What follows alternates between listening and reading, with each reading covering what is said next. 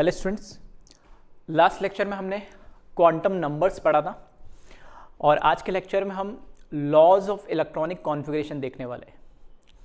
In laws की help से एक किसी भी एटम का या किसी भी स्पीसीज का, मतलब वो एक अकेला एटम भी हो सकता है, कोई कैटाइन भी हो सकता है, कोई एनाइन भी हो सकता है, किसी भी एक स्पीसीज का जो चार्ज पार्टिकल हो या न्यूट्रल पार्टिकल हो, मोनो एटॉमिक हो, ठीक है, सिंगल हो, उसका हम इलेक्ट्रॉनिक कॉन्फ़िगरेशन लिखेंगे। अब इलेक्ट्रॉनिक कॉन्फ़िगरेशन क्या होता है? तो हमें पता है हर एक एटम के अंदर कुछ ना कुछ इलेक्ट्रॉन्स होते हैं। तो इलेक्ट्रॉन्स कहाँ कहाँ पाए जाएंगे, मतलब कौन से शेल में होंगे, कौन से सब शेल में होंगे, उस सब शेल में कौन से ऑर्बिटल में कितने इलेक्ट्रॉन्स होंगे, इनको फिल करने का लिए एक ऑर्डर होता है। और वो ऑर्डर कैसे फिल किया जाता है उसके लिए हमें 4 मेजर लॉज है इलेक्ट्रॉनिक कॉन्फ़िगरेशन के, वो हमें देखने हैं। ठीक है, पॉलीज एक्सक्लूजन प्रिंसिपल है, नेक्स्ट हुंड्स प्रिंसिपल है या हुंड्स रूल ऑफ मल्टीप्लिसिटी भी बोला जाता है, N+L रूल है और एक आउबाउ रूल है। ये 4 रूल को हमें पढ़ना है, समझना है। ठीक है, तो इन पे काफ़ी क्वेश्चंस भी बनते हैं और इनसे हमें पता भी लग जाएगा किस तरीके से इलेक्ट्रॉन फिल किया जाता है।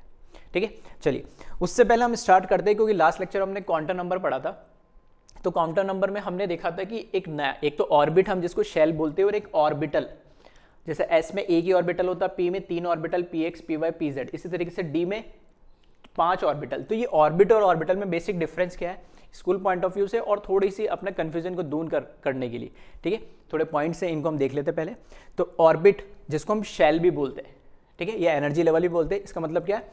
N orbit is a well defined circular path around the nucleus in which electron revolve. तो हमें पता है कि न्यूक्लियस होता है, उसके अराउंड अलग अलग एनर्जी लेवल के क्या होते हैं, ऑर्बिट होते हैं या शेल्स होते हैं या एनर्जी लेवल होते हैं, उन्हीं को उनमें क्या होता है, इलेक्ट्रॉन रिवॉल्व करता है। जबकि यहाँ पर हम ऑर्बिटल की अगर बात करें तो an orbital is the region of space around the nucleus where the probability of finding the electron maximum।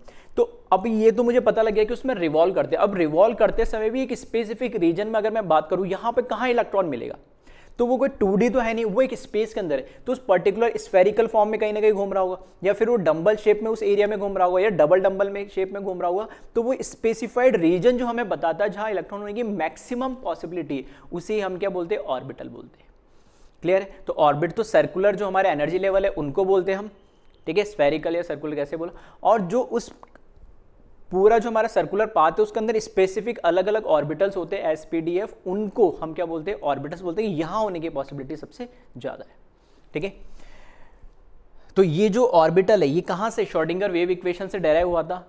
और ये 100% हम एक्यूरेटली नहीं बोल सकते, क्योंकि इलेक्ट्रॉन जनरली क्या करता रहता है कि एक जगह रुकता नहीं, मूव करता रहता है। तो प्रोबेबिलिटी मैक्सिमम अप टू 95%, 100% तो हम भी श्योर नहीं कि यहीं पे, हाँ, इलेक्ट्रॉन को जैसे ट्रेस किया गया कि हाँ हाँ यहाँ हो सकता है, तो उसके अकॉर्डिंग हमने उसको ऑर्बिटल बना दिया। स्फेरिकली अगर हमें नजर आया हो घूमता हो तो हमने उसको स्फेरिकल S ऑर्बिटल बोल दिया, डंबल शेप में घूमता हुआ नजर आया तो हमने उसको P सबशेल बोल दिया या P ऑर्बिटल बोल दिया, डबल डंबल में आया तो हमने उसको D सबशेल या D ऑर्बिटल बोल दिया। ठीक है, नेक्स्ट पॉइंट लिखा है इसमें, an orbit represent the movement of electron in one plane। मतलब अकॉर्डिंग टू जो हमारे पास बोर मॉडल था, और हम ऑर्बिट की अगर बात करें या शेल की बात करें तो हम बोलते हैं सर्कुलर पाथ के अंदर घूम रहा होगा, फर्स्ट शेल के अंदर, सेकंड शेल में, थर्ड शेल में।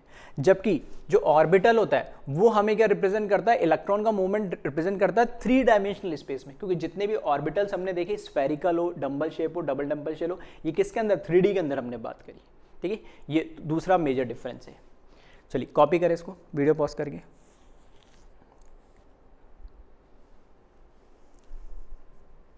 नेक्स्ट पॉइंट देखिए, an orbit means the position as well as the velocity of electron can be known with certainty. मतलब हम इसमें बोल सकते हैं कि जैसे हमने बोर मॉडल में देखा कि हाँ भाई एनर्जी लेवल क्या होगा, या किस वेलोसिटी से इलेक्ट्रॉन ट्रेवल कर रहा होगा, या उस एनर्जी लेवल का रेडियस क्या, डिस्टेंस क्या, ये हम कहीं ना कहीं थोड़ा सर्टेनिटी, मतलब एक आइडिया तो हमें ऐसा है ही, इतना बिल्कुल एग्जैक्ट 100% तो नहीं, लेकिन हाँ इतना बोल सकते हैं ये एनर्जी लेवल है, इसमें इलेक्ट्रॉन जब मूव कर रहा होगा तो उसकी वेलोसिटी होगी और उसका एनर्जी लेवल का डिस्टेंस इतना है। बट अगर मैं ऑर्बिटल की बात करूं तो in an orbital is it not possible to find the position as well as velocity of the electron with certainty. तभी हम इसमें क्या बोलते हैं, जो इलेक्ट्रॉन होने की पॉसिबिलिटी वो 95%, एग्जैक्ट तो हम भी यहां पे भी नहीं बता पा रहे ऑर्बिटल में कि यही इलेक्ट्रॉन होगा। और उसकी एग्जैक्ट वेलोसिटी उस टाइम, जैसे हाइजेनबर्ग अनसर्टेनिटी प्रिंसिपल था कि एग्जैक्ट पोजीशन और एग्जैक्ट वेलोसिटी साइमल्टेनियसली एक साथ नहीं बता सकते, तो वहीं से श्रोडिंगर वेव इक्वेशन उसको सेटिस्फाई करते हुए ये चीज़ प्रूव करी थी। तो ऑर्बिटल में ये कहानी है कि हम ऑर्बिटल में exact position as well as exact velocity हम नहीं बता सकते, जबकि वहाँ पर एक लेवल तक हम, ठीक है, वेलोसिटी, रेडियस और एनर्जी बता सकते हैं जिस भी शेल के अंदर क्या कर रहा है, इलेक्ट्रॉन रिवॉल्व कर रहा है। नेक्स्ट पॉइंट देखिए इसमें, ऑर्बिट में ऑर्बिट्स आर सर्कुलर और इलेप्टिकल शेप, ठीक है, या तो हम ऐसे सर्कुलर बना दिया थोड़ा सा इस तरीके से, ठीक है, एग के शेप में, इलेप्टिकल, इलिप्स जो होता है उसके शेप में बना देते हैं। जबकि जो हमारे पास ऑर्बिटल होते हैं, ठीक है, ऑर्बिटल्स हैव डिफरेंट शेप, जैसे हमें पता है S orbital is spherical, P orbital is dumbbell shape और D orbital is double dumbbell shape, इस तरीके से। तो इनका एक स्पेसिफिक शेप होता है ऑर्बिटल्स का, जबकि हमें पता है कि शेल कोई से भी हो, ऑर्बिट कोई सा भी हो, 1 2 3 सभी कैसे होंगे, सर्कुलर या इलेप्टिकल ही होंगे। क्लियर है? चले कॉपी करें इसको।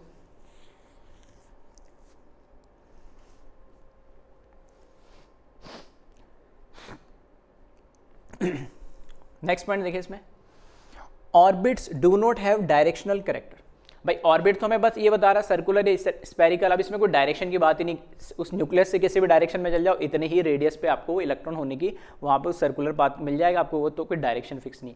लेकिन एस ऑर्बिटल को छोड़ के हमें पता है, एक्सेप्ट एस ऑर्बिटल को छोड़ के पी डी सब एक डायरेक्शनल होते हैं। जैसे पी के अंदर कैसा होता है, डम्बल शेप होता है, तो मुझे पता है इस पर्टिकुलर जहाँ पे डम्बल बढ़ रहा है उस डायरेक्शन में अगर मैं जाऊंगा तो इलेक्ट्रॉन होने की मैक्सिमम पॉसिबिलिटी मिलेगी, उसके परपेंडिकुलर जाऊंगा तो बिल्कुल ही नहीं मिलेगी। तो वो एक डायरेक्शनल कैरेक्टर होता है, डायरेक्शनल नेचर होता है ऑर्बिटल का कि एक पर्टिकुलर डायरेक्शन में ही इलेक्ट्रॉन होने की मैक्सिमम पॉसिबिलिटी होती है, वो वहाँ पे इलेक्ट्रॉन हमें मिलेगा। जबकि सर्कुलर पाथ में तो मुझे इस पाथ में ही घूम रहा होगा, ऐसा कोई फिक्स नहीं यहाँ मिलेगा और यहाँ नहीं मिलेगा, ठीक है।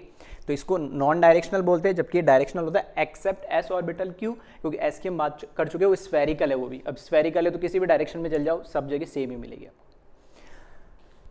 नेक्स्ट पॉइंट ऑर्बिट में दे रखा है, N orbit can have a maximum number of 2n square electron, ठीक है। तो ये क्वांटम नंबर्स में हम ऑलरेडी देख रहे हैं कि किसी भी एक शेल के अंदर मैक्सिमम नंबर ऑफ इलेक्ट्रॉन कितने हो सकते हैं, 2 × n स्क्वायर, n कोई सी भी शेल, फर्स्ट शेल है तो 1 का स्क्वायर कितना हो जाएगा 1, तो 2 × 1 2, पहले शेल में 2 इलेक्ट्रॉन। सेकंड शेल की बात करेंगे तो 2 का स्क्वायर 4, 4 2 8, तो सेकंड शेल में 8 इलेक्ट्रॉन। थर्ड शेल में 3 का स्क्वायर 9, 9 2 18, तो 18 इलेक्ट्रॉन थर्ड शेल में। बट यहाँ पे अब ये ऑर्बिटल, ध्यान सुनना, बहुत इंपॉर्टेंट क्वेश्चन है ये, आपको कहीं पे भी हर जगह मिलेगा ये क्वेश्चन, और बहुत कॉमन भी है, हमारे बार गलत आंसर देते। वो बोलेगा एस ऑर्बिटल में कितने इलेक्ट्रॉन है, तो वहाँ पे सब सही आंसर देते, बोले 2 ही।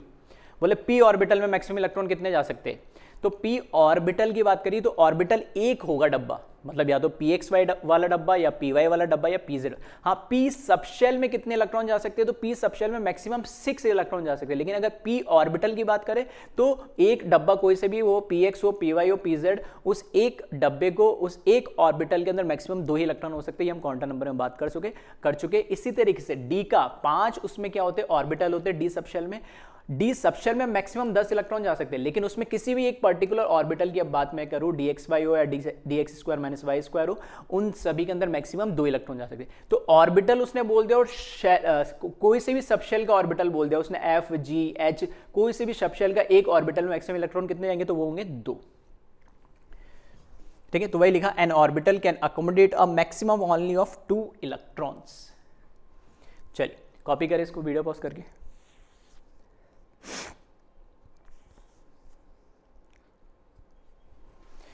चलिए अब हम यहां से स्टार्ट करते हैं। हमारे पास जो हम इस आज के लेक्चर में इंपॉर्टेंट जो टॉपिक है जिसको हम कवर करने वाले, इलेक्ट्रॉनिक कॉन्फ़िगरेशन। अभी इलेक्ट्रॉनिक कॉन्फ़िगरेशन क्या होता है, तो the distribution of electron into a available orbitals of an atom is called its electronic configuration. जो भी एटम है किसी भी एलिमेंट का, carbon, hydrogen, nitrogen, oxygen, fluorine, xenon, विनोन, कुछ भी, जितने भी हमारे पास 118 एलिमेंट्स आज के डेट में हमारे पास डिस्कवर्ड है, जिनको हम जानते हैं नोन एलिमेंट है, उसका कोई भी एक एटम ले लो और उस एक एटम के अंदर हमें पता है जितना एटॉमिक नंबर होता है उतना ही वहाँ पर उसका क्या होता है, प्रोटॉन होता है, और उतने ही उसमें इलेक्ट्रॉन होते हैं। अब इलेक्ट्रॉन कहाँ, प्रोटॉन और न्यूट्रॉन तो न्यूक्लियस के अंदर होते हैं फिक्स है, लेकिन उसके बाहर अलग अलग एनर्जी लेवल्स होती है, अलग अलग शेल्स होती है, तो उसके अंदर अलग अलग शेल्स के अंदर भी सब शेल भी होती है, सब शेल के अंदर अलग अलग ऑर्बिटल्स भी होते हैं। तो कौन से ऑर्बिटल के अंदर, कौन से सब शेल में, कौन से शेल में इलेक्ट्रॉन फिल किया जाता है, कौन से एटम का, तो वो हमें कौन बताता है, इलेक्ट्रॉनिक कॉन्फ़िगरेशन से पता लगता है कि एक एटम में जितने भी इलेक्ट्रॉन्स हैं वो कहां पे आपको मिलेंगे या कहां पर वो फिल किए जाते हैं, किस तरीके से, उसे हम इलेक्ट्रॉनिक कॉन्फ़िगरेशन बोलते हैं किसी भी एटम का, ठीक है। चलिए कॉपी करें इसको, फिर हम लॉज से स्टार्ट कर दे कि इलेक्ट्रॉनिक कॉन्फ़िगरेशन बढ़ने के लिए कुछ लॉज है, उनको हमें फॉलो करना पड़ेगा। तो यहाँ पे लिखा हमने लॉज ऑफ इलेक्ट्रॉनिक कॉन्फ़िगरेशन, ठीक है। तो मेजरली हम चार लॉज की बात करने वाले, जो अभी स्टार्टिंग में लेक्चर की स्टार्टिंग में मैंने नाम लिए थे, वन बाय वन इनको देखेंगे हम। तो फर्स्ट जो लॉ है वो है पॉलीज एक्सक्लूजन प्रिंसिपल, ठीक है। लॉज बोलो प्रिंसिपल बोलो एक ही बात है। जैसे इनका नाम दे रखा ना, पॉलिस तो चलो जिसने भी ये दिया है वो हो गया, लेकिन एक्सक्लूजन का मतलब एक स्पेसिफिक मीनिंग है। क्या मीनिंग है वो हम समझेंगे। तो पॉलीज एक्सक्लूजन प्रिंसिपल है, ये क्या कहता है, the number of electron to be filled in various orbital is restricted by the exclusion principle. अब मैं बोलता हूं ना एक्सक्लूडेड या एक्सक्लूसिव, आपने सुना होगा एक्सक्लूसिव न्यूज वगैरह में जनरली आपसे सुना होगा, तो वो स्पेसिफिक हो गया कि हाँ यही होगा, इसके अलावा और कुछ नहीं होगा। ऐसे ही पॉलीज ने एक एक्सक्लूजन प्रिंसिपल दिया, तो ये बताता है कि एक ऑर्बिटल में दो ही इलेक्ट्रॉन आ सकते हैं, दूसरे के अलावा तीसरा इलेक्ट्रॉन नहीं आ सकता। किसी भी एटम के किसी भी शेल के अंदर, किसी भी सब शेल के एक ऑर्बिटल मैक्सिमम दो इलेक्ट्रॉन आएंगे, ठीक है। ये हम ऑलरेडी पढ़ चुके हैं कि एक ऑर्बिटल में दो इलेक्ट्रॉन आते हैं। तो वो पॉलीज ने थोड़ा सा इसको सेटिस्फाई किया, या इस चीज को थोड़ा सा उसने जस्टिफाई किया ये बता के कि दो इलेक्ट्रॉन आ सकते हैं, तीसरा इलेक्ट्रॉन आएगा तो वो एक्सक्लूड करेगा इस रूल को, इसलिए नहीं आ सकते। क्यों नहीं आ सकता तो देखते हैं, ठीक है। तो यहां पे लिखा है no two electrons in an atom can have the same set of 4 quantum number. Simple सी बात, पॉलीज ने क्या बोला कि एक एलिमेंट के एक एटम के अंदर कोई भी दो ले लो, पहले शेल के इलेक्ट्रॉन ले लो या 10वें शेल का ले लो, 7th शेल का इलेक्ट्रॉन लो या 100 शेल का लो, या 5th शेल का s ऑर्बिटल में इलेक्ट्रॉन है, एक d ऑर्बिटल में इलेक्ट्रॉन है, दोनों ले लो, या 4th शेल के दोनों ही p ऑर्बिटल के अंदर px का इलेक्ट्रॉन ले लो या pz का इलेक्ट्रॉन ले लो, या 2nd शेल के py के दोनों इलेक्ट्रॉन ले लो। कोई से भी एक एलिमेंट के दो इलेक्ट्रॉन ले लो, किसी भी शेल में होते हो, किसी भी सब शेल में होते हो, किसी भी ऑर्बिटल में होते, किन्हीं भी दो इलेक्ट्रॉन के एक एटम के 4 क्वांटम नंबर कभी भी सेम नहीं हो सकते, ये पॉलीज ने बोला है।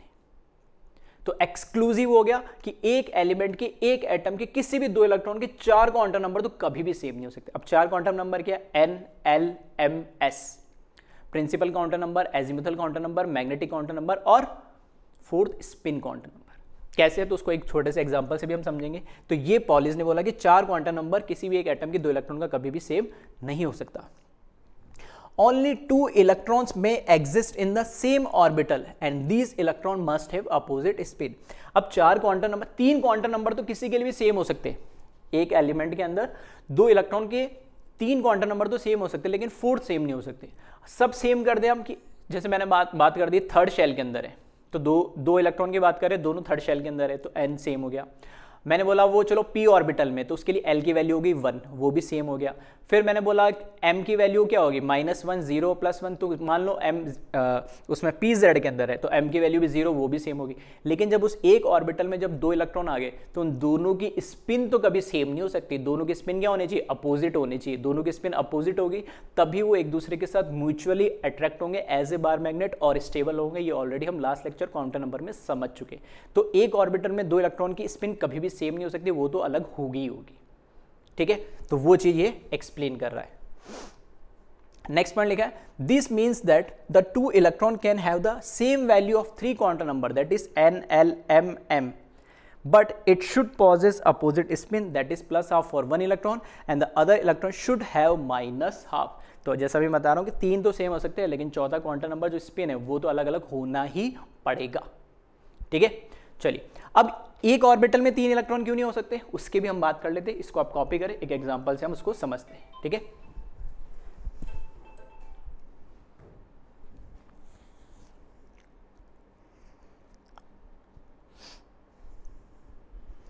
चलिए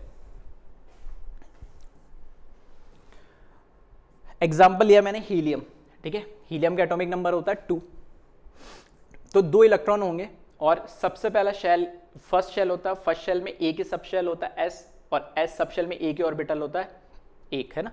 तो वो एक ऑर्बिटल मैंने बना दिया। उस एक ऑर्बिटल में 2 इलेक्ट्रॉन होंगे। ठीक है, तो 2 इलेक्ट्रॉन जो इसमें भरे हुए मैंने, ठीक है, जो 2 इलेक्ट्रॉन इसमें मैंने भरे हुए, वो 2 इलेक्ट्रॉन मैंने ये एक s ऑर्बिटल हो गया, फर्स्ट शेल का, एस सब शेल का ये एस ऑर्बिटल है। अब यहाँ पर मेरे को ये क्या बता रहा है, ये तो बता रहा है शेल नंबर 1, ठीक है। ये 1s2 क्या है ये नहीं समझ में आया, छोड़ो, यही लिखना सीख रहा हूँ। फिर भी बता, इतना हमें पता है हीलियम के अंदर 2 इलेक्ट्रॉन होंगे, ठीक है, एटॉमिक नंबर 2 है, तो एक ही शेल के अंदर आ जाएंगे, क्योंकि पहले शेल में 2 इलेक्ट्रॉन आ सकते हैं, 2n² से आप देख भी सकते हो। फिर उसके अंदर एक ही सब शेल होगा, कौन सा, एस होगा, पहली शेल के अंदर एक ही सब शेल होगा एस, और उसके लिए एल की वैल्यू क्या होगी, 0, ठीक है। तो एम की वैल्यू भी क्या हो जाएगी, एम की वैल्यू किस, एल की वैल्यू किस पे डिपेंड करती है, एन पे। कहाँ से होती है, 0 से लेके n-1, तो 0 तो है ही, और n-1 करोगे तो 1 - 1 0, तो a की वैल्यू मिली। फिर m की वैल्यू l पे डिपेंड करती है, तो l की वैल्यू क्या है, 0, तो m की वैल्यू क्या होती है, -L2 + n इंक्लूडिंग 0, तो यहाँ पे तो -L करोगे तो भी 0 आएगा, +L करोगे तो भी 0 आएगा, तो a की वैल्यू मिली, m की वैल्यू 0। तो 3 क्वांटम नंबर इस एक ऑर्बिटल को डिफाइन कर रहे हैं, तो इसके लिए n की वैल्यू 1, l की वैल्यू 0, m की वैल्यू 0, 3 वैल्यू सेम मिल गई। बट अगर मैं इसकी स्पिन की बात करूं तो फर्स्ट इलेक्ट्रॉन अगर मैंने मान लिया ये क्लॉकवाइज है, जरूर नहीं हमेशा ऊपर वाले एरो को आप +½ ही माने, क्लॉकवाइज ही माने, उसको एंटी क्लॉकवाइज भी मान सकते हैं, वो आपके अजम्पशन पे, ये कोई ऐसा रूल नहीं है हार्ड एंड फास्ट। तो सेकंड के लिए लेकिन ये कंपलसरी, अगर इसको आपने क्लॉकवाइज माना तो ये एंटी क्लॉकवाइज, या इसको एंटी क्लॉकवाइज माना तो ये क्लॉकवाइज हो जाएगा, तो दूसरा अपना आप क्या हो जाएगा, -½ तो 3 क्वांटम नंबर तो इसके लिए सेम हो गए, बट चौथा क्वांटम नंबर सेम नहीं हुआ। आ रही बात समझ में। तो ये तो लिए मैंने, चलो 2 अलग अलग, ठीक है, तो वही लिखा है, for first and second electron n, l, m values are equal but spin quantum number are different. तो 3 तो सेम होगी लेकिन चौथी सेम नहीं होगी। इसके अलावा एक एग्जांपल और लेता हूं, थोड़ा सा आपको और फिजिबल लगेगा इसमें, ठीक है, कॉपी कर ले एक बार वीडियो पॉज करके।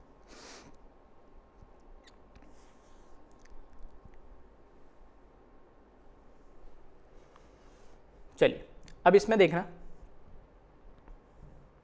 पहले तो मैं इसी की बात कर लेता हूं। मैंने मान लिया अगर मैं इसमें तीसरा इलेक्ट्रॉन भी रख दूं, एक ऑर्बिटल में 3 इलेक्ट्रॉन रख दे तो क्या होगा। अब तीसरा इलेक्ट्रॉन रखोगे तो 2 ही पॉसिबिलिटी, या तो वो क्लॉकवाइज होगा या एंटी क्लॉकवाइज होगा। चलो मैंने इसको क्या मान लिया, यहाँ पे ये इसको इस तरीके से रखा मैंने कि तीसरा को मैंने एंटी क्लॉकवाइज कर दिया।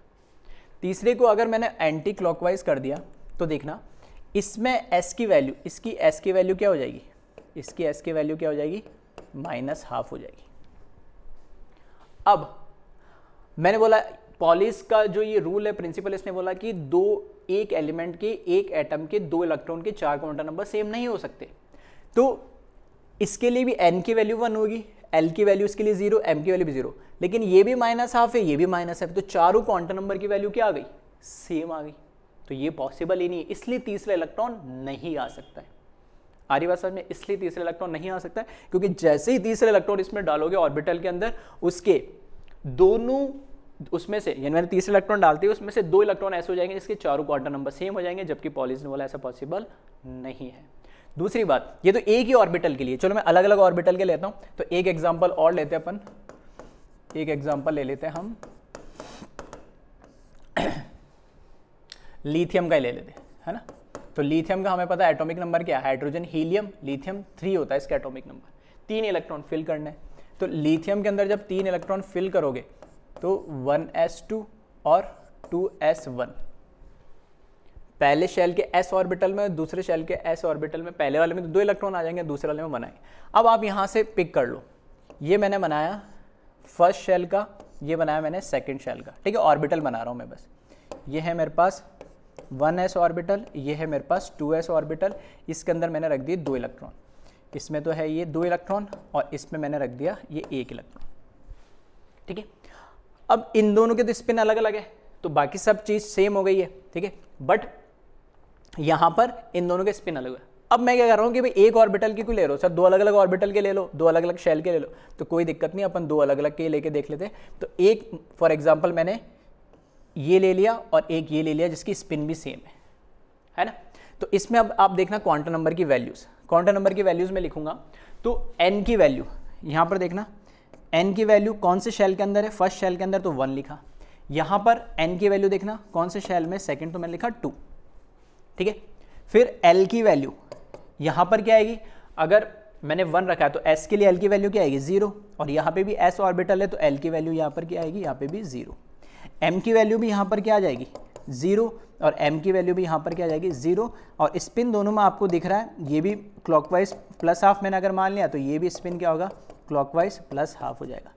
तो यहाँ से भी आप देख सकते हो कि स्पिन अब की बार मैंने सेम कर भी दिए, स्पिन अब की बार मैंने सेम कर भी दिए, बट ये जो इनके शेल नंबर है ना, ये अब की बार क्या आ रहे हैं, अलग अलग आ रहे हैं। 1 2 3 1 2 3, ये 3 क्वांटम नंबर सेम हो गए, लेकिन चौथा क्वांटम नंबर सेम नहीं। तो अगर एक ऑर्बिटल के 2 इलेक्ट्रॉन की बात करूंगा तो भी 3 ही क्वांटम नंबर सेम हो सकते हैं, और 2 अलग अलग शेल या 2 अलग अलग ऑर्बिटल के इलेक्ट्रॉन की मैं बात करूंगा तो भी 3 क्वांटम नंबर ही सेम होंगे, चौथा कभी सेम नहीं आएगा। तो ये पॉलीज एक्सक्लूसिव प्रिंसिपल है, ये एक्सक्लूड करता है थर्ड इलेक्ट्रॉन एक ऑर्बिटल में क्यों नहीं आ सकता, या एक एटम के अंदर 2 इलेक्ट्रॉन के चारों क्वांटम नंबर सेम क्यों नहीं हो सकते, उसको ये एक्सप्लेन करना है यहाँ से, जिसको हम एग्जांपल से भी समझ सकते हैं। तो ये एक्सक्लूसिव प्रिंसिपल है, इसलिए इसको पॉलीज एक्सक्लूजन या एक्सक्लूसिव प्रिंसिपल भी बोला जाता है। ठीक है, तो चाहे तो आप ये वाला एग्जांपल भी कॉपी कर सकते हैं वीडियो पॉज करके।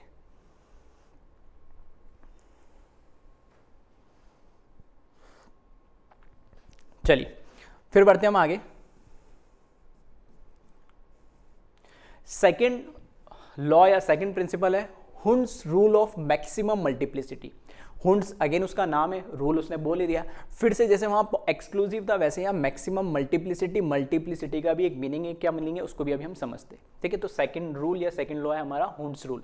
ये रूल क्या कहता है, this rule says about filling of electron into orbital of the same subshell और degenerate orbitals of the subshell. अब डीजनरेट क्या होता है, तो लास्ट लेक्चर में हम बात कर चुके कि एक सबशेल के अंदर अगर मल्टीपल आपके पास ऑर्बिटल है, एस में तो एक ही ऑर्बिटल होता है, पी सबशेल में 3 ऑर्बिटल होते हैं, P X P Y P Z, तो 3 डीजनरेट ऑर्बिटल बोला जाता है।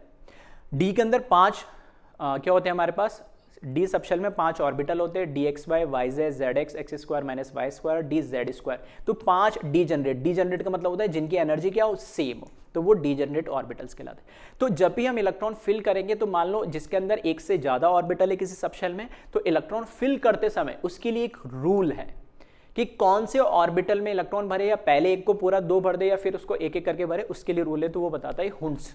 ठीक है, नेक्स्ट पॉइंट लिखा क्या है rule, pairing of electron in the orbitals belonging to the same subshell that is S P D और F does not take place until each orbital belonging to that subshell has got 1 electron each, that is it is singly occupied। तो ये Hund's ने बोला है, उसने बोला है कि मैं बोल रहा हूं जब सिंगल ऑर्बिटल है तब तो पहला इलेक्ट्रॉन गया और दूसरा भी जाना है, लेकिन एक से ज्यादा ऑर्बिटल है किसी सबशेल में लाइक पी डी और एफ, तो उसमें पहले एक एक हर एक जो सेम एनर्जी है, तो सेम एनर्जी है तो सबको बराबर मिलना चाहिए हक, है ना। अगर एक बाप के 3 बेटे हैं या 3 बच्चे हैं तो सबको बराबर खाना मिलना चाहिए। ऐसा थोड़ी पहला जो बड़ा बच्चा है उसको पहले पेट भर देंगे, उसके बाद मैं देखूंगा दूसरे को बचेगा तो दूंगा, या दूसरे का बढ़ जाएगा तब मैं देखूंगा तीसरे वाले को मिलेगा, ऐसा तो नहीं करते। सबको अपन क्या देते, बराबर बराबर देते कि भाई सबका पेट भरे, भूख भी थोड़ी कम रह जाए तो सबकी कम रहे, और पेट भी भरे तो सबका भरे। ऐसा नहीं है एक ने तो खा लिया और 2 ने खाया ही नहीं, या 2 ने खा लिया 1 ने नहीं खाया, ऐसा नहीं होना। सेम कहानी यहाँ पर है कि अगर मैं कह रहा हूँ कि एक सबशेल में 3 ऑर्बिटल है, तो पहले आप क्या करो, एक ऑर्बिटल में मैक्सिमम 2 इलेक्ट्रॉन आ सकते हैं, तो पहले क्या करो एक एक इलेक्ट्रॉन सबको दे दो। जब एक एक सबके पास आ जाए फिर उसके बाद पेयरिंग करना शुरू करो, मतलब पहली रोटी बनी पहले बच्चे को दिया, दूसरी रोटी बनी दूसरे बच्चे को दिया, तीसरी रोटी बनी तीसरे बच्चे को दिया, पी की बात कर रहा हूँ। ऐसे डी में 5 हो जाएंगे बच्चे, और जब एक एक रोटी सब खा लेंगे फिर राउंड शुरू होएगा कि अब दूसरी रोटी दो।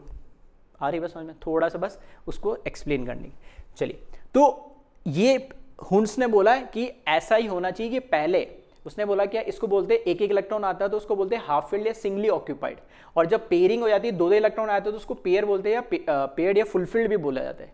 कैसे, तो उसको अभी एग्जाम्पल से समझते हैं, इसको आप कॉपी करें फिर हम एक एक एग्जाम्पल देखते हैं उससे।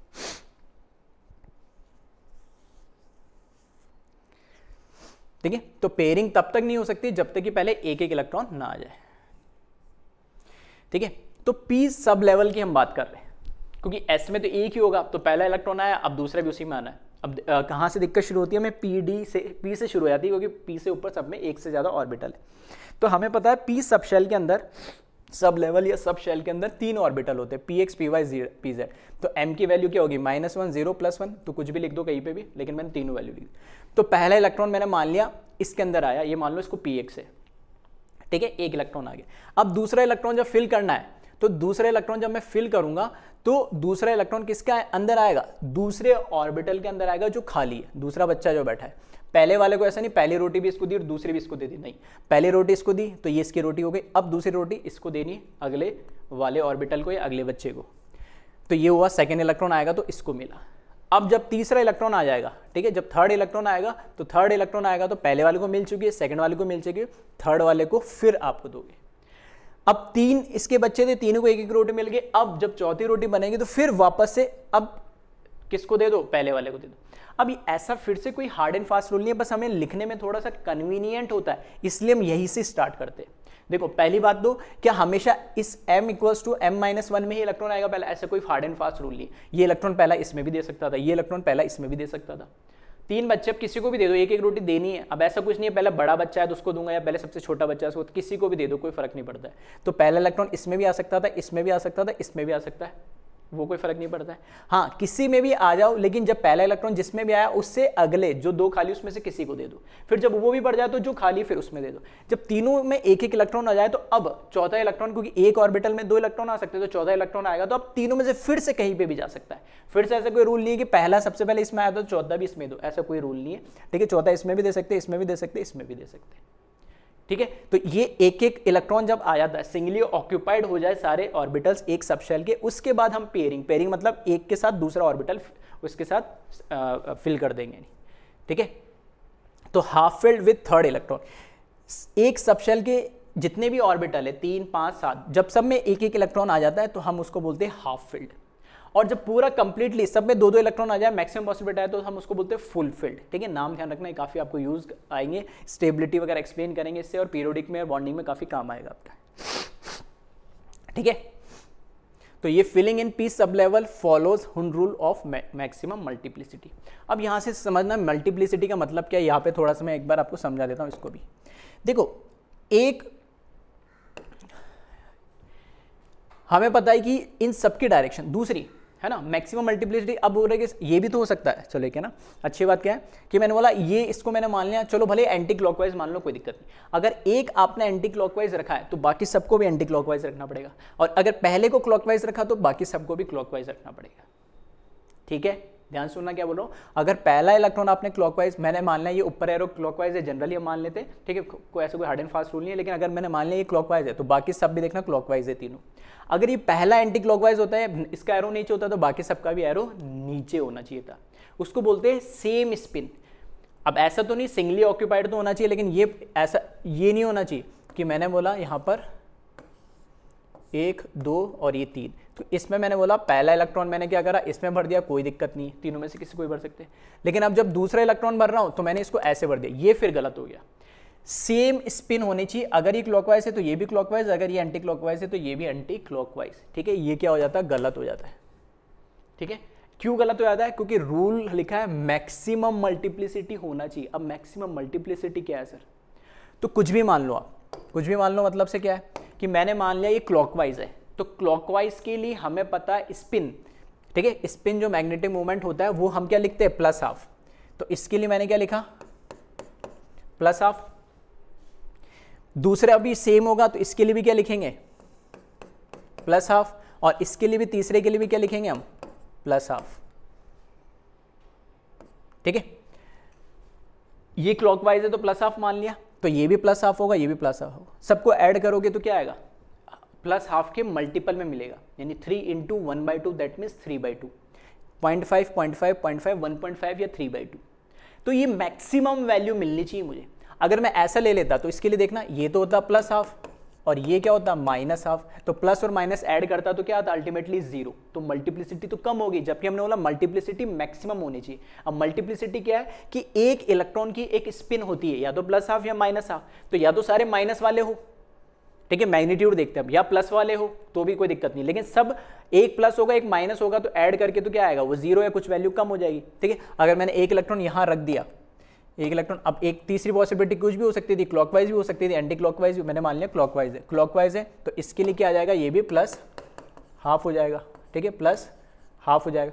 तो प्लस हाफ और ये माइनस हाफ, तो अल्टीमेटली क्या बचेगा, माइनस प्लस हाफ ही बचेगा। इसमें तीनों का एडिशन करोगे तो प्लस हाफ ही बचेगा, जबकि इसके अंदर तीनों का जब एडिशन करोगे तो आपको क्या मिलेगा, 3/2 मिलेगा। तो दोनों में से मैक्सिमम वैल्यू कौन सी है, 3/2 या 1/2, 3/2 है। तो हम किसको फॉलो करेंगे, जिसमें मल्टीप्लिसिटी की वैल्यू क्या है, मैक्सिमम आए। आ रही बात समझ में। इसलिए पहला इलेक्ट्रॉन आप कैसे भी रख दो, क्लॉकवाइज रख दो या एंटी क्लॉकवाइज रख दो, जैसा पहला रखा उसके बाद दूसरा भी वैसा, तीसरा भी वैसा होना चाहिए, और सब में एक एक इलेक्ट्रॉन आना चाहिए।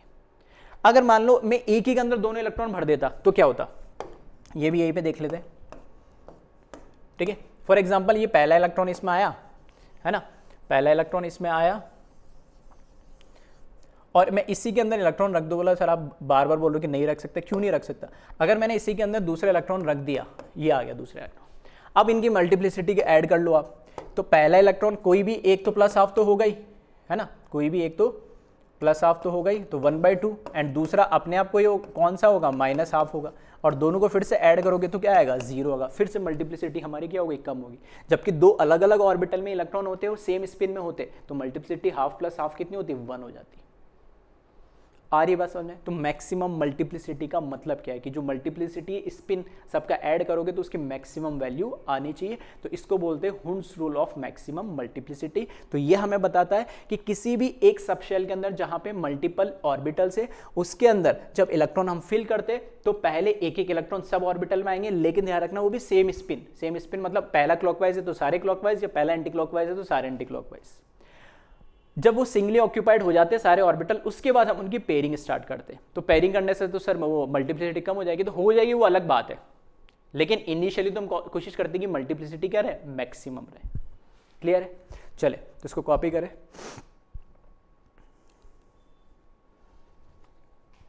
ठीक है, तो मैक्सिमम मल्टीप्लिसिटी यहां से आपको समझ में आ गया होगा, ये कितनी हो जाएगी, 3/2। तो ये तो अभी हमने क्या करा, 3 इलेक्ट्रॉन ही भरे, मैक्सिमम कितने इलेक्ट्रॉन आ सकते हैं इसमें, 6, तो वो देख लेते हम। ठीक है, जब 4th इलेक्ट्रॉन आएगा तो ये 3 इलेक्ट्रॉन तो आ चुके, 4th इलेक्ट्रॉन आप जरूरी नहीं इसमें भरो, यहाँ पे भी आ सकता है, यहाँ पे भी आ सकता है, अब कोई फर्क नहीं पड़ेगा उससे। अब ये प्लस माइनस दोनों तो कैंसिल हो गए, अभी फिर भी हम प्लस हाफ और प्लस हाफ कितनी आएगी, मल्टीप्लिसिटी 1 आएगी। जब ये है pairing start with 4th electron, तो पेयरिंग कब तक नहीं करनी, जब तक कि पूरा हाफ फील्ड ना हो जाए। हाफ मतलब 2 ही मैक्सिमम पॉसिबिलिटी एक ऑर्बिटल में, एक इलेक्ट्रॉन सब में आ जाता है, तो उसको बोलते हैं हाफ फील्ड। सिमिलरली जब 5th इलेक्ट्रॉन आएगा तो पहला, दूसरा, तीसरा, चौथा और ये 5वां इलेक्ट्रॉन आ गया, फिर से इसमें ही नहीं भर सकते हम, इसमें भी भर सकते थे, चौथा इसमें भी भर सकते थे, इसमें भर सकते थे, तो कोई ऐसा रूल नहीं है hard and fast. Then 6th electron की अगर बात करें तो फाइनली तीनों ऑर्बिटल अपने मैक्सिमम जो इनकी जो पॉसिबिलिटी है या मैक्सिमम इनकी कैपेसिटी है वहाँ तक ये इलेक्ट्रॉन भरिए। तो ये 4th इलेक्ट्रॉन की पेयरिंग हुई है 5th इलेक्ट्रॉन और ये 6th इलेक्ट्रॉन के साथ पेयरिंग, तो ये कहलाता है कंप्लीटली फिल्ड। ठीक है, जैसे वहाँ लिखा था हाफ फील्ड, ये कहलाता है कंप्लीटली फिल्ड या फुल फील्ड कहलाता है। मैक्सिमम 6 इलेक्ट्रॉन आ सकते हैं इस तरीके। तो इस तरीके से आपको इलेक्ट्रॉन एक ऑर्बिटल में फिल करने होते हैं। ठीक है, चलिए कॉपी करें इसको।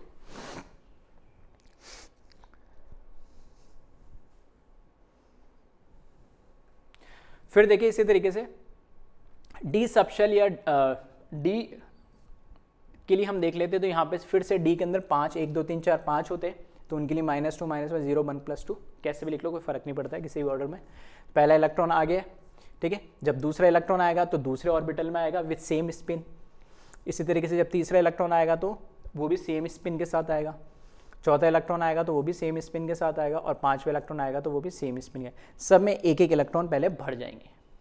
उसके बाद जब सब में सेम स्पिन के साथ एक एक इलेक्ट्रॉन सभी ऑर्बिटल में भर जाएगा, उसके बाद नेक्स्ट इलेक्ट्रॉन आएगा और पेयरिंग करेगा। फिर से पेयरिंग यही से स्टार्ट हो, ऐसा कोई जरूरी नहीं, यहाँ से भी कर सकते हैं, यहाँ से भी कर सकते हैं, यहाँ से भी, कि पहला इलेक्ट्रॉन यहाँ पेयरिंग कर ले फिर यहाँ कर, उससे कोई फर्क नहीं पड़ता है, क्योंकि सबकी एनर्जी क्या है, सेम है, सबकी एनर्जी सेम है। ठीक है, तो पहला इलेक्ट्रॉन जहां आ गया, अब दूसरा उसके अगले में जाएगा। 4 में से 4 ऑप्शन, पहले 5 ऑप्शन थे पहले इलेक्ट्रॉन के कि किसी भी ऑर्बिटल में चले जाए, फिर दूसरे जब इलेक्ट्रॉन आया ना उसके बाद 4 ऑप्शन बचे, 4 में से किसी के पास भी चला जाए। जब दूसरा आ गया तो अब तीसरे के बाद 3 ऑप्शन है, तीसरे में से किसी, ये तो हम बस लिखने में थोड़ा सा कन्वीनियंट और दिखने में अच्छा लगता है इसलिए ऐसे लिख देते हैं हम इसी ऑर्डर में लेफ्ट टू राइट, बाकी ऐसा कोई रूल नहीं है, बार बार कह रहा हूँ मैं, ठीक है, ऐसे क्वेश्चन पूछे जाते हैं। चलिए तो इसको वीडियो पॉज करें और कॉपी करें। तो यहाँ पर फिर से half filled with 5th electron आ गया, तो इसको जैसे डी का हाफ, पी का हाफ फील्ड क्या था, 3 इलेक्ट्रॉन आएंगे सब में एक एक, डी का हाफ फील्ड क्या हो गया, जब सबके अंदर एक एक इलेक्ट्रॉन आ जाएंगे। ठीक है, चलिए कॉपी करें इसको। इसी तरीके से अब यहाँ पर हम इनकी पेयरिंग करा देते, तो ये आ गया हमारे पास 6th इलेक्ट्रॉन, ठीक है। पेयरिंग स्टार्ट विथ 6 इलेक्ट्रॉन, फिर से किसी के साथ कर सकते हैं, देन 7th इलेक्ट्रॉन आ जाएगा, ठीक है, then 8th electron, then 9th electron और देन 10th इलेक्ट्रॉन। तो ये कंप्लीटली फिल्ड हो जाएगा, pairing is completed with 10th electron. तो एक डी सबशेल में मैक्सिमम कितने इलेक्ट्रॉन आ सकते हैं? 10। लेकिन किसी एक ऑर्बिटल में मैक्सिमम इलेक्ट्रॉन कितना आ सकते हैं? 2। देख सकते हो ये एक ऑर्बिटल, एक एक एक, ये 5 अलग अलग, और किसी भी एक ऑर्बिटल को पकड़ लो, पी का और डी का, उसमें मैक्सिमम 2 ही इलेक्ट्रॉन आ सकते हैं, ठीक है। 2 अलग अलग क्वेश्चन है ये। चलिए कॉपी करें इसको, ठीक है। बाकी मल्टीप्लिसिटी वाला मैंने डी में नहीं बताया, सेम, क्योंकि डी में आप ऑलरेडी देख चुके हैं, जो पी के अंदर है वही मल्टीप्लिसिटी इसमें आएगी। जब 5 सेम स्पिन में हो गए तो 5 × 1/5 कर लो तो 5/2 हो जाएगी, ठीक है।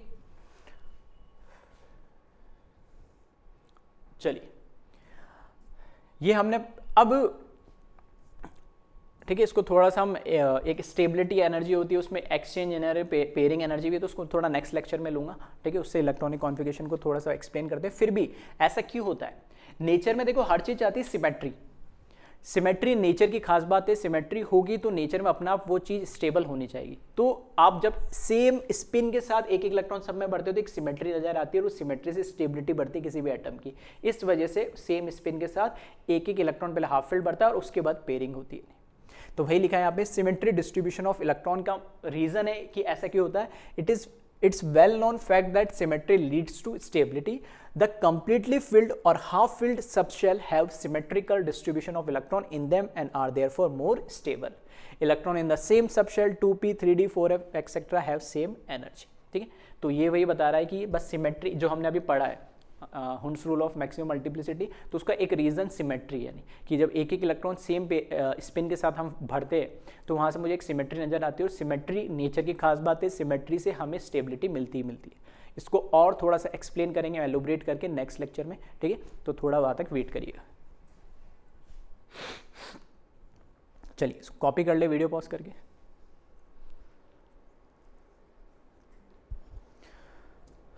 अब आते हैं हमारे पास थर्ड रूल पे। जो थर्ड रूल है ना वो है n+l रूल कहलाता है। n यहाँ पर प्रिंसिपल क्वांटम नंबर है और l यहाँ पर स्मॉल l है, ठीक है। अगर अब कैपिटल लग रहा है तो इसको स्मॉल लिख लेना, स्मॉल l है, एजीमुथल क्वांटम नंबर है। This rule give idea about energy of orbital. ये रूल हमें क्या आइडिया देता है कि ऑर्बिटल्स जो है, ठीक है, अलग अलग शेल के अंदर अलग अलग सब शेल है, और अलग अलग सब शेल के अंदर अलग अलग ऑर्बिटल्स है। जैसे सेकंड शेल में बोलूंगा तो एस और P orbital, P subshell है, और पी सब शेल में भी P X, P Y, P Z 3 अलग अलग ऑर्बिटल है। तो उन सभी की ये एनर्जी बताता है, ठीक है। तो कैसे पता लगती है एनर्जी? तो the energy of electron in multi electron atom depend upon principal quantum number and azimuthal quantum number. एक तो सबसे इंपॉर्टेंट बात, यहाँ पे एक टर्म मिला आपको, मल्टी इलेक्ट्रॉन एटम। इसका मतलब क्या है? ऐसा एटम जिसमें एक से ज्यादा इलेक्ट्रॉन हो। एक इलेक्ट्रॉन वाला कौन सा एटम होता है? तो हाइड्रोजन। एक इलेक्ट्रॉन वाला कौन सा एटम होता है? हाइड्रोजन। तो ये रूल हाइड्रोजन के लिए एप्लीकेबल नहीं होता है, या हाइड्रोजन लाइक स्पीसीज के लिए एप्लीकेबल नहीं होता है। हाइड्रोजन लाइक स्पीसीज का मतलब क्या है कि मैंने बोला हम इलेक्ट्रॉनिक कॉन्फिगरेशन किसी भी कैटायन एनायन के लिए भी लिख सकते हैं। तो अगर मैंने बोला लाइक हीलियम है, हीलियम से एक इलेक्ट्रॉन निकाल दिया तो उसमें भी तो एक इलेक्ट्रॉन बचा, तो हीलियम प्लस के लिए भी एप्लीकेबल नहीं होगा। सोडियम में कितना होता है? 11 इलेक्ट्रॉन। सोडियम से अगर मैंने 10 इलेक्ट्रॉन निकाल दिए तो सोडियम 10+, जिस सोडियम के ऊपर 10+ अगर चार्ज आ रहा है तो उस पर भी ये रूल एप्लीकेबल नहीं होगा। तो जिसमें कम से कम 2 इलेक्ट्रॉन या 2 से ज़्यादा हो, ठीक है, या मोर देन 1 इलेक्ट्रॉन हो, उनके लिए एप्लीकेबल है। और ये रूल किस पे डिपेंड करता है? n और l पे, यानी प्रिंसिपल और एजीमुथल पर, या नाम से पता लग रहा है n+l रूल। क्या रूल है इसको हम देखते हैं। इसको कॉपी करें एक बार पहले वीडियो पॉज करके।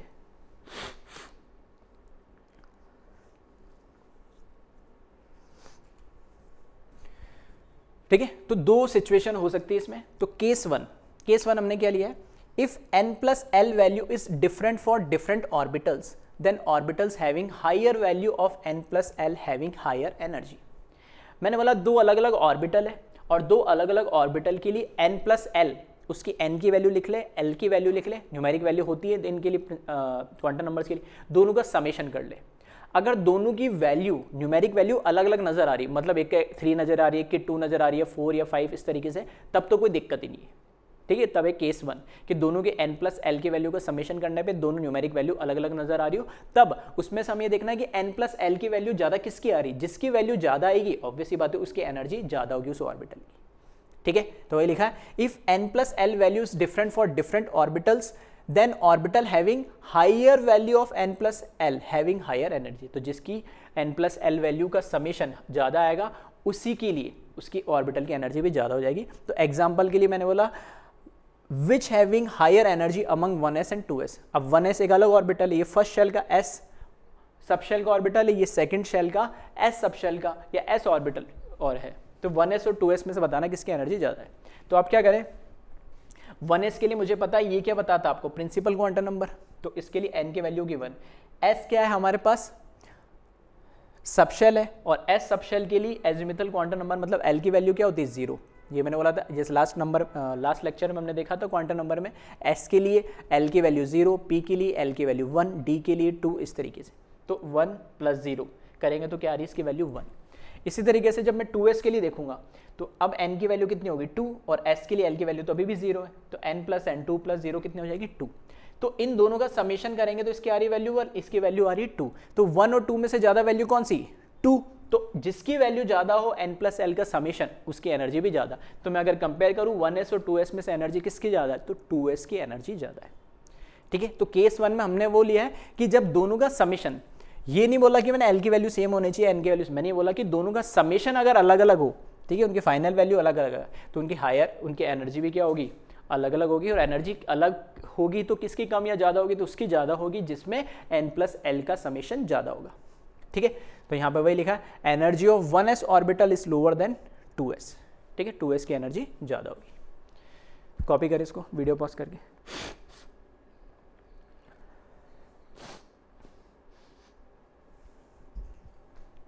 चलिए केस 2 इसमें हमने क्या लिया है, केस 2 में इस बार क्या लिया, if n + l value is same for 2 orbitals then the orbitals having lower value of n having lower energy. अगर n + l का समेशन दो अलग अलग ऑर्बिटल के लिए मैं करूं और दोनों की वैल्यू न्यूमेरिकली सेम आ जाए तब हम किसको कम ज़्यादा एनर्जी बोलेंगे। तो उस केस में आपको ध्यान रखना फिर हम प्रेफरेंस किसको देंगे n की वैल्यू को। किसको प्रेफरेंस देंगे, n की वैल्यू शेल नंबर को, प्रिंसिपल क्वांटम नंबर की वैल्यू को हम वो क्या देंगे यहाँ पर प्रेफरेंस देंगे कि जिसकी n की वैल्यू ज़्यादा होगी उसकी एनर्जी भी क्या हो जाएगी ज़्यादा आएगी। जैसे मैंने पूछा which orbital having higher energy among 2p and 3s। तो 2p में देखोगे n की वैल्यू 2 और p के लिए l की वैल्यू क्या होती है 1, 2 + 1 कितना आएगा 3। 3s में देखोगे तो n की वैल्यू 3, s की वैल्यू l के लिए 0, तो n + l की वैल्यू यहाँ पर क्या आएगी 3 + 0 3। तो इसका समेशन भी 3 आ रहा है और दूसरे का समेशन भी 3 आ रहा है। तो अब क्या करें, तो उस केस में जब दोनों का समेशन 3 है यहाँ पे और यहाँ पर भी 3 है तो हम प्रेफरेंस देंगे n की वैल्यू को। n की वैल्यू जिसकी ज़्यादा होगी, n की वैल्यू जिसकी ज़्यादा होगी उसकी एनर्जी भी क्या हो जाएगी ज़्यादा हो जाएगी। तो यहाँ पर हम प्रेफरेंस किसको देंगे, n की वैल्यू 3 यहाँ पर ज़्यादा है तो एनर्जी भी किसकी ज़्यादा होगी 3s की ज़्यादा होगी, किससे 2p से। तो वही लिखा है n value 2 is less than 3 hence energy of 2p orbital is lower than 3s। ठीक है, दो सिंपल से रूल है, n + l दो ऑर्बिटल के लिए ऐड कर लो। ठीक है, अब इसमें याद रखना है जो आपको दे रखा हो जो पहले लिखा हुआ होता है, ठीक है, जो पहले लिखा होता है तो n की वैल्यू होती है और बाद में जो ऑर्बिटल है उसके लिए l की वैल्यू लिख ही सकते हैं हम। 0 से स्टार्ट करनी 1 2 3 s p d f g के ऑर्डर में। तो जिसमें इसकी वैल्यू n + l की वैल्यू ज़्यादा मिलेगी वो हायर एनर्जी का हो जाएगा। और अगर दोनों की वैल्यू सेम आ जा रही है तो आप देख ले n की वैल्यू, सिर्फ n की वैल्यू देख ले, सिर्फ n की वैल्यू जिसकी ज़्यादा होगी उसकी एनर्जी भी हम क्या ले लेंगे ज़्यादा ले लेंगे। ठीक है, चलिए कॉपी करें इसको।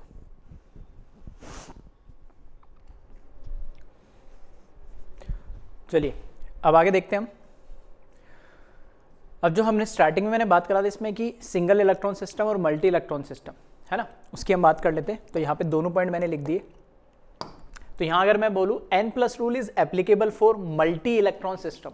मल्टी इलेक्ट्रॉन सिस्टम वो कोई कैटाइन भी हो सकता है, कोई एनाइन भी हो सकता है। फॉर एग्जांपल मैं बोल रहा हूँ अगर लिथियम प्लस है तो लिथियम प्लस के अंदर कितने इलेक्ट्रॉन होंगे, hydrogen helium lithium 3 atomic number होता है तो 3 होने चाहिए, 1 इलेक्ट्रॉन निकल गया तो अब कितने इलेक्ट्रॉन बचे इसमें 2 इलेक्ट्रॉन। तो इसके लिए भी कौन सा n+l रूल ही लगेगा। आ रही बात समझ में।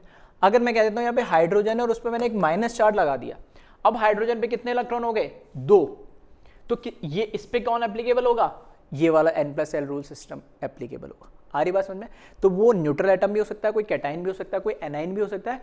अगर उसमें 2 या 2 से ज़्यादा इलेक्ट्रॉन है तब ये एप्लीकेबल होगा, और सिंगल इलेक्ट्रॉन है तब नहीं होता है। तो वही लिखा है यहाँ पे एग्जाम्पल के लिए हीलियम लिथियम, यहाँ मैंने क्या लिखे, न्यूट्रल लिखे, चाहो तो आप कैटायन और एनायन भी लिख सकते, कोई फर्क नहीं पड़ता। तो उस केस में आप n+l रूल लगाएंगे तो 1+s, s का मतलब 0, तो 1+0 1 होगी इसकी वैल्यू, 2+0 के लिए इसकी वैल्यू 2 होगी, तो 1 से ज़्यादा 2 है तो 2s की ऑर्बिटल की एनर्जी ज़्यादा। 2+p है ना, तो 2+1 कितना हो जाएगा 3, और 3+0 ये भी हो जाएगा 3। तो यहाँ पे दोनों की वैल्यू 3 होगी, तो अब हमने किसको प्रेफरेंस दी, n की वैल्यू को। तो दोनों रूल एक साथ चल रहे हैं। पहले आप देख लेंगे n+l में वैल्यू किसकी ज़्यादा है, और जब वैल्यू ज़्यादा है तो n की वैल्यू प्रेफरेंस दे देना। फिर 3+p मतलब 3+1 4, और 4+0 यहाँ पे भी 4, फिर से दोनों की वैल्यू सेम होगी तो प्रेफरेंस किसको दे दी हमने, n की वैल्यू को। आ रही बात समझ? तो इस तरीके से आप अरेंज कर सकते हैं जितने भी ऑर्बिटल्स हैं उनकी एनर्जी वाइज। फिर लिखा है in case of single electron system the energy of orbital depends only upon value of n। जब सिंगल इलेक्ट्रॉन सिस्टम है, सिंगल इलेक्ट्रॉन सिस्टम का मतलब है हाइड्रोजन तो अकेला न्यूट्रल एटम हुआ ही, हीलियम में 2 होते हैं उसमें से एक इलेक्ट्रॉन निकाले तो हीलियम +2 हो गया, लिथियम +2 हो गया, फिर भी उसमें एक इलेक्ट्रॉन बचा है। इस तरीके से मैं लिख सकता हूँ, सोडियम लिखा मैंने और 10+ लिख दिया, तो सोडियम में कितने इलेक्ट्रॉन होते हैं 11, 10 निकाल दिए, तो अब ये भी कैसा बन गया, सिंगल इलेक्ट्रॉन स्पीसीज बन गया। तो ऐसा कोई भी न्यूट्रल एटम, कैटायन या एनायन, एनायन तो पॉसिबल नहीं है, एक इलेक्ट्रॉन से ज़्यादा ही होगा हमेशा, तो कैटायन होगा या फिर न्यूट्रल एटम होगा वो भी हाइड्रोजन। तो उस केस में सिंगल इलेक्ट्रॉन सिस्टम के केस के अंदर जो एनर्जी होगी उस सबशेल की, वो सिर्फ और सिर्फ किस पे डिपेंड करेगी, n की वैल्यू पे, n+l पे डिपेंड नहीं करेगी। कैसे? तो मैंने बोला फर्स्ट शेल में n की वैल्यू क्या है, यहाँ पर 1 और 2 में से मुझे पता है 2, जो n की वैल्यू जिसकी ज़्यादा होगी उसकी एनर्जी ज़्यादा होगी, तो 1 और 2 में से मुझे पता है 2 ज़्यादा है, तो 1 में एक ही सब शेल होता है s, तो 1s से ज़्यादा होगा 2s।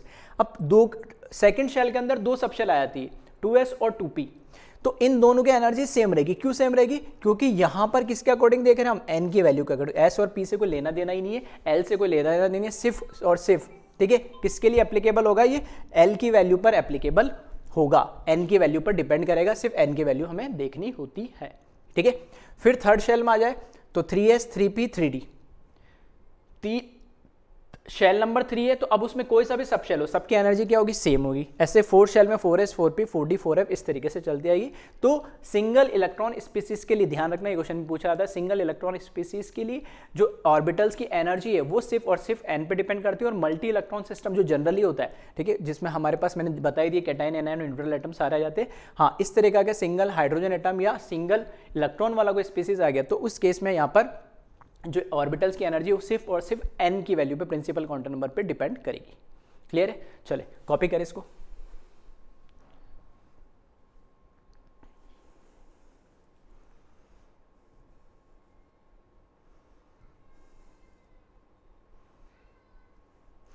चलिए अब आगे बढ़ते इससे।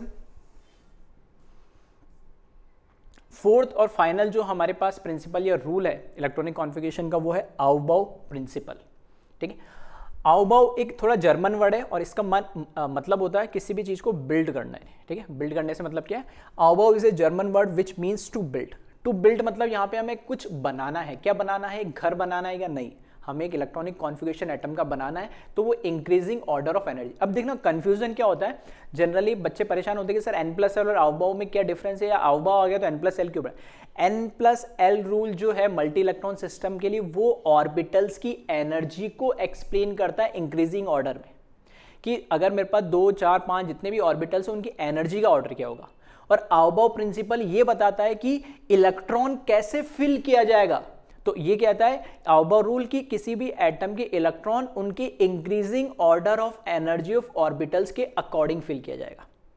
n+l रूल क्या बताता है, वो order of energy of orbitals बताता है, और आउबाउ प्रिंसिपल बताता है कि इलेक्ट्रॉन अब उसमें फिल कैसे होंगे, इंक्रीजिंग ऑर्डर ऑफ एनर्जी के अकॉर्डिंग। पहले सबसे लोअर एनर्जी वाले के अंदर इलेक्ट्रॉन जाएगा, जब वो फुलफिल हो जाएगा फिर उससे हायर से, फिर उससे हायर, इस तरीके से जाता है। सिर्फ इतना सा बेसिक डिफरेंस है। वही लिखा है according to this law electrons filled in the orbitals in order of their increasing energy according to n+l rule, ठीक है। Electron occupy first available lowest energy level and then only enters the higher energy level. पहले lower energy level वाला जो orbital होगा उसके अंदर electron जाएगा, जब वो फुलफिल्ड हो जाएगा फिर उससे हायर वाले पे, फिर जब वो फुलफिल्ड हो जाएगा तो उससे हायर वाले पे, ऑन सो ऑन। अब उससे फुलफिल्ड हो जाएगा मतलब जैसे मैंने बोला फर्स्ट शेल का s ऑर्बिटल है, उसमें मैक्सिमम इलेक्ट्रॉन कितना आ सकते हैं, 2। सेकंड शेल के अंदर जो हमारे पास s और p दोनों होगा, तो 2s और 2p में से मल्टी इलेक्ट्रॉन के लिए 2s की एनर्जी का हमें, तो उसमें फिर से 2 इलेक्ट्रॉन जाएंगे। अब जब 2p की बारी आएगी तो 2p मतलब सेकंड शेल का p सब शेल। अब उस p सब शेल में 3 ऑर्बिटल है, px py pz, इनको अलग अलग नहीं लिखा जाता है इलेक्ट्रॉनिक कॉन्फ़िगरेशन में, एक साथ p लिखा जाता है। तो p के अंदर मैक्सिमम इलेक्ट्रॉन कितना आ सकते हैं 6, तो पहले मैं 6 तक भरूंगा और जब 6 फुलफिल हो जाएगा तब वो 3s पे जाएगा। आ रही बात समझ में? तो वही ऑर्डर लिखा है जो अभी हमने देखा था। तो order of increasing energy of orbitals वो क्या होगा, 1s उससे ज़्यादा एनर्जी 2s की, फिर 2p की, फिर 3s, फिर 3p की, फिर 4s, इस तरीके से। ठीक है, अब इलेक्ट्रॉन जब इसमें फिल किया जाता है तो इलेक्ट्रॉन फिल करते समय ध्यान रखना, यहाँ पर क्या होता है, इसके ऊपर जो 1 शेल बताता है, s सब शेल बताता है, और s की जो पावर होती है वो हमें बताता है इसमें इलेक्ट्रॉन कितना आएंगे। फॉर एग्जाम्पल इसमें आएंगे हमारे पास मैक्सिमम, ठीक है, मैक्सिमम कितने इलेक्ट्रॉन आते हैं s में 2, तो इस तरीके से लिखा जाता है पावर में 1s2। फिर 2s में मैक्सिमम इलेक्ट्रॉन फिर से कितने जाएंगे, तो 2s2। p के अंदर कितने इलेक्ट्रॉन आ सकते हैं, p सब शेल बता रहा है यहाँ पे, उसमें 6 आ सकते हैं, तो 2p 6, फिर 3s2, फिर 3p 6, फिर 4s2, 3d मैक्सिमम इलेक्ट्रॉन कितने आ सकते हैं 10। अब मैं बोल रहा हूँ कि फॉर एग्जाम्पल मेरे पास तो 5 ही इलेक्ट्रॉन है, तो 5 कैसे भरेंगे, 2 यहाँ पे बढ़ जाएंगे, 2 यहाँ पे बढ़ जाएंगे, 4, अब 1 बचा तो यहाँ पे 2p1 एक ही लिखेंगे। आ रही बात समझ में? अगर मेरे पास 11 इलेक्ट्रॉन है तो 2, 4 और 10 और यहाँ पर 3s1। अगर मेरे पास 7 इलेक्ट्रॉन है तो 2, 4 और इधर 2p3 लिखा जाएगा। ठीक है, जितने इलेक्ट्रॉन है उतना लिखते चले जाएंगे। क्लियर है? चलिए कॉपी करें इसको।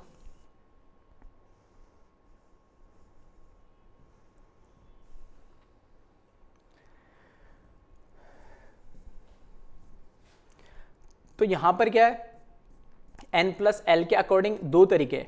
एक तो आप क्या करो, सबकी वैल्यू निकाल लो, है ना, सबकी वैल्यू निकाल लो और ये लिख लो, और इसमें जो वैल्यू सेम मिले तो फिर प्रेफरेंस किसको दे देना, आप n को दे देना। ठीक है, ऑलरेडी हम बात कर चुके हैं। एक तो ये तरीका है, ठीक है, याद हो जाएगा वैसे यूज टू, जब बार बार आप इलेक्ट्रॉनिक कॉन्फ़िगरेशन लिखोगे। बट इनिशियली अगर आपको कन्फ्यूजन होता है, सिंपल सा आप ऑर्बिटल का नाम लिखे, 1s 2s 3p 4d जो भी है, n की वैल्यू लिखे, उसके लिए l की वैल्यू लिखे, s है तो हमेशा 0 होगी उसकी वैल्यू, अब कोई से भी शेल का हो, p है तो उसकी वैल्यू हमेशा 1 होगी, कोई से भी शेल का हो, d है तो उसकी वैल्यू हमेशा l की 2 रहेगी, कोई से भी शेल का हो। इस तरीके से इन दोनों की वैल्यू को ऐड करेंगे, देखना 1 2 फिर 3 3 दोनों सेम आ गए, तो फिर प्रेफरेंस किसको देंगे हम, यहाँ पे 3 को देंगे तो इसकी एनर्जी ज़्यादा हो जाएगी। फिर 4 5 5 आ गया, तो अब दोनों में से एनर्जी जिसकी ज़्यादा रहेगी उसमें से हम, जैसे 5 5 में ये 4 की वैल्यू ज़्यादा है तो इसको देंगे, इस तरीके से। ठीक है, तो एक तो ये तरीका है। दूसरा एक शॉर्ट ट्रिक भी है, ठीक है, जो जनरली बुक्स वगैरह में और सब बताते भी है, वो भी हम देखते हैं। इसको कॉपी कर ले वीडियो पॉज करके पहले।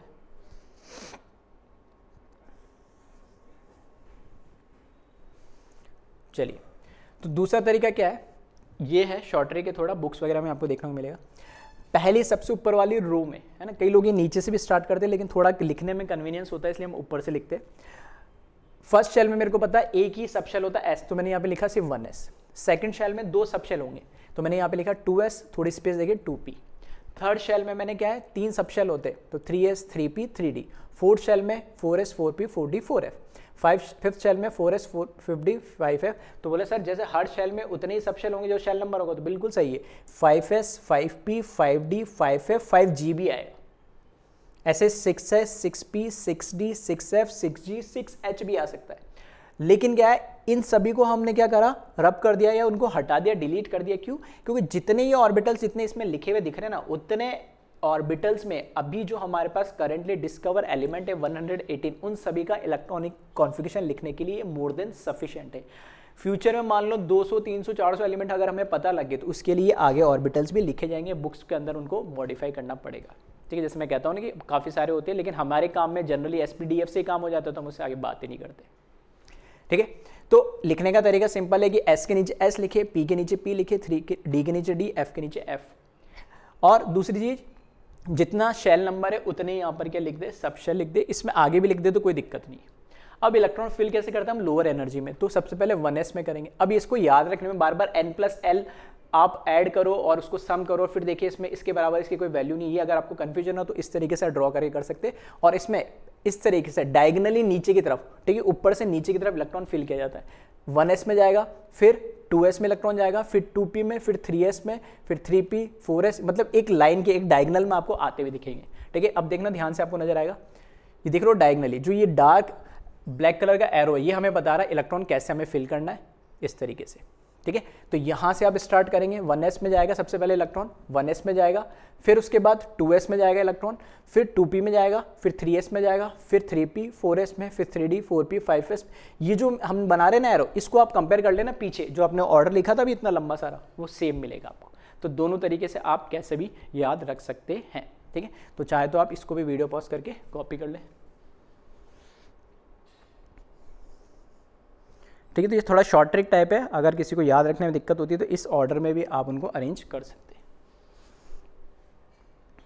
चलिए अब हम बात करते हैं इलेक्ट्रॉनिक कॉन्फ़िगरेशन। अगर मुझे लिखना है तो एल्यूमिनियम से मैं स्टार्ट कर रहा हूँ एक एग्जांपल, ठीक है। तो एल्यूमिनियम की अगर मैं बात करूँ तो इसके अंदर अवेलेबल ऑर्बिटल मतलब जितने इलेक्ट्रॉन होते हैं तो उसके according 1s 2p 3s 3p orbitals available है, ठीक है। अवेलेबल तो ऐसे बहुत सारे होते हैं लेकिन इतने में ही काम हो जाता है। फिर से कन्फ्यूजन अगर आपको होता है 3s 3p में तो n+l लगा ले, 3 और 4, ठीक है। तो 3s की वैल्यू कम होगी, 3p की वैल्यू ज़्यादा होगी, 2s और p में तो सेम ही आ रहा है, उसमें कोई दिक्कत नहीं होगी, ठीक है। तो ये इलेक्ट्रॉनिक कॉन्फ़िगरेशन लिखा है, ठीक है। अब इसमें थोड़ा सा देखिए, ये तो लिखा ही है, उसके अलावा कैसे लिखना है, सिंपल सा, जो भी आपको एलिमेंट दे रखा है तो आपको उसका एटॉमिक नंबर पता होना चाहिए। तो मुझे पता है जो एल्यूमिनियम है इसका एटॉमिक नंबर कितना होता है 13। जितना एटॉमिक नंबर होगा न्यूट्रल एटम का उतने ही उसमें क्या होंगे, इलेक्ट्रॉन्स होंगे। दैट मीन्स इसके अंदर कितने इलेक्ट्रॉन है, यहाँ पर 13 इलेक्ट्रॉन्स है। अब 13 इलेक्ट्रॉन को मुझे फिल करना है, तो आप ऑर्डर में लिखे। सबसे पहले लिखिए फर्स्ट शेल, अभी जो हमने बनाया था इस तरीके से डायगोनली, उसके अकॉर्डिंग भी 1 और कौन आएगा, एस आएगा। एस के अंदर मैक्सिमम इलेक्ट्रॉन कितना आएंगे, 2 हो गया। अब लिखिए सेकंड शेल में 2 होंगे हमारे पास, 2s और 2p, है ना। तो यहाँ पर मैंने लिखा पहले 2s और 2p में से पहले किस में भरा जाएगा, 2s में, क्यों, क्योंकि 2s की एनर्जी कम है। फिर s में मैक्सिमम इलेक्ट्रॉन कितने आ सकते हैं, 2, तो यहाँ पे मैंने लिखा 2। फिर उसके बाद 2s के बाद कौन आएगा, 2p, एनर्जी के अकॉर्डिंग, तो मैंने लिखा यहाँ पे 2p, ठीक है। SPDF स्मॉल लेटर में लिखना सभी।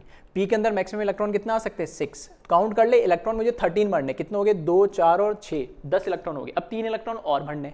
फिर 2p के बाद कौन आएगा, 3s आएगा, तो मैंने यहाँ पे लिखा 3s, ठीक है।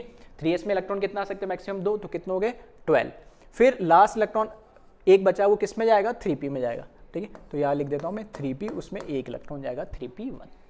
इस तरीके से इलेक्ट्रॉनिक कॉन्फ़िगरेशन लिखना है। तो वही लिखा है 1s2 2s2 2p6 3s2 3p1। अब ये इसको लिखने के कई तरीके, कई बुक्स में आप देखोगे तो वो क्या करते हैं, इधर इस तरीके से, इस तरीके से क्या करेंगे, कॉमा भी लगा देंगे, ठीक है। एक शेल को एक साथ लिख देते हैं, जैसे फर्स्ट शेल का s, दूसरी शेल का sp, तीसरी शेल का sp, ऐसे भी लिख लो, है ना। या फिर जैसे इंक्रीजिंग ऑर्डर में आ रहा है वैसे लिख लो, उससे भी कोई फर्क नहीं पड़ता है, ठीक है। चलिए कॉपी करें इसको, वीडियो पॉज करके।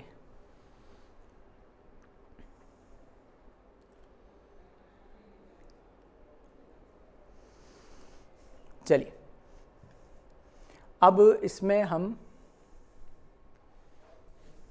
एक एग्जांपल और ले लेते हैं ना, तो एक एग्जांपल और लिख देता हूं मैं, ठीक है। नेक्स्ट लेक्चर में और देखेंगे, एक एग्जांपल और लेता हूं सिंप्लिसिटी के लिए। इसमें आप ले ले ऑक्सीजन ले लें, ठीक है, ऑक्सीजन एटम ले ले। तो ऑक्सीजन का मुझे पता है एटॉमिक नंबर क्या होता है, 8, ठीक है। इसमें मेरे पास मास का कोई रूल नहीं होता, मास नंबर का कोई फर्क नहीं पड़ता है। तो मुझे पता है यहाँ पे इसका 8 प्रोटॉन है, तो 8 ही क्या होंगे, इसमें इलेक्ट्रॉन होंगे। इन 8 इलेक्ट्रॉन्स को मुझे फिल करना है increasing order of their energy of orbitals. तो कैसे फिल करेंगे, सबसे पहले इलेक्ट्रॉनिक कॉन्फ़िगरेशन की अगर मैं बात करूं ऑफ ऑक्सीजन एटम, तो फर्स्ट शेल का s ऑर्बिटल के अंदर कितने इलेक्ट्रॉन जाएंगे, 2, ठीक है। फिर सेकंड शेल के अंदर s ऑर्बिटल के फिर कितने इलेक्ट्रॉन जाएंगे, 2, कितने हो गए, 4। फिर सेकंड शेल में कौन सा ऑर्बिटल बचा है, p। अब रिमेनिंग कितने इलेक्ट्रॉन बचे, 4, तो यहाँ पर आप लिखते 4। तो 1s2 2s2 2p4, ये इसका इलेक्ट्रॉनिक कॉन्फ़िगरेशन हो गया। क्लियर है। तो 1 से लेके 20 तक जो हमारे पास एटॉमिक नंबर है, ऐसे आप सभी के इलेक्ट्रॉनिक कॉन्फ़िगरेशन अपने नोटबुक में लिख लीजिएगा इसके अकॉर्डिंग, ठीक है। 1 से लेके 20 तक, हाइड्रोजन से लेके कैल्शियम तक आपको कोई दिक्कत नहीं होगी। क्लियर है। चले शायद इसको वीडियो पॉज कर ले, और अब हम कैटायन और एनायन के लिए देख लेते किस तरीके से इलेक्ट्रॉनिक कॉन्फ़िगरेशन लिखना होता है।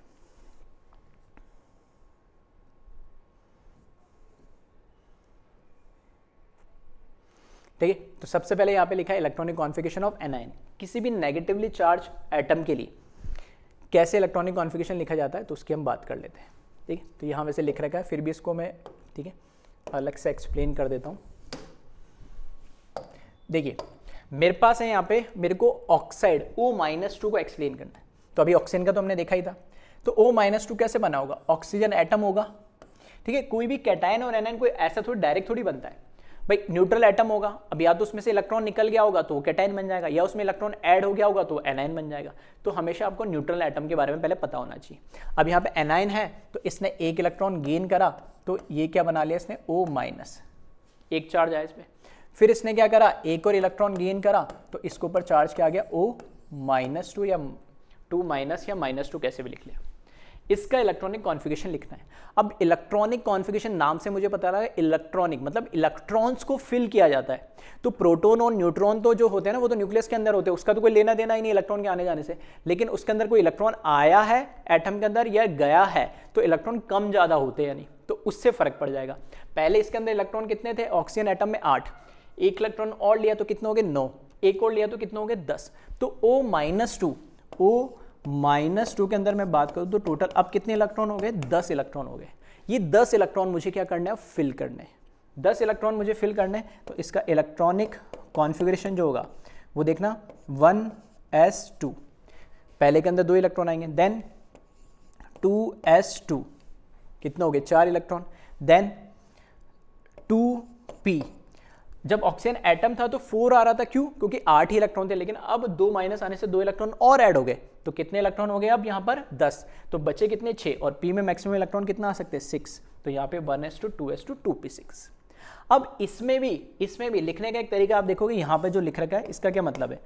हमें पता है जो नोबल गैस होती है, जो 18th लास्ट हमारा ग्रुप होता है, 18th group, helium, neon, argan, krypton, xenon, radon वगैरह, उनके जो इलेक्ट्रॉनिक कॉन्फ़िगरेशन होते हैं ना वो फुलफिल्ड माने जाते हैं। तो कई बार क्या होता है, जैसे अगर मैं हीलियम का लिखूंगा तो हीलियम का क्या आएगा, हीलियम का इलेक्ट्रॉनिक कॉन्फ़िगरेशन लिखूंगा तो वो आएगा 1s2।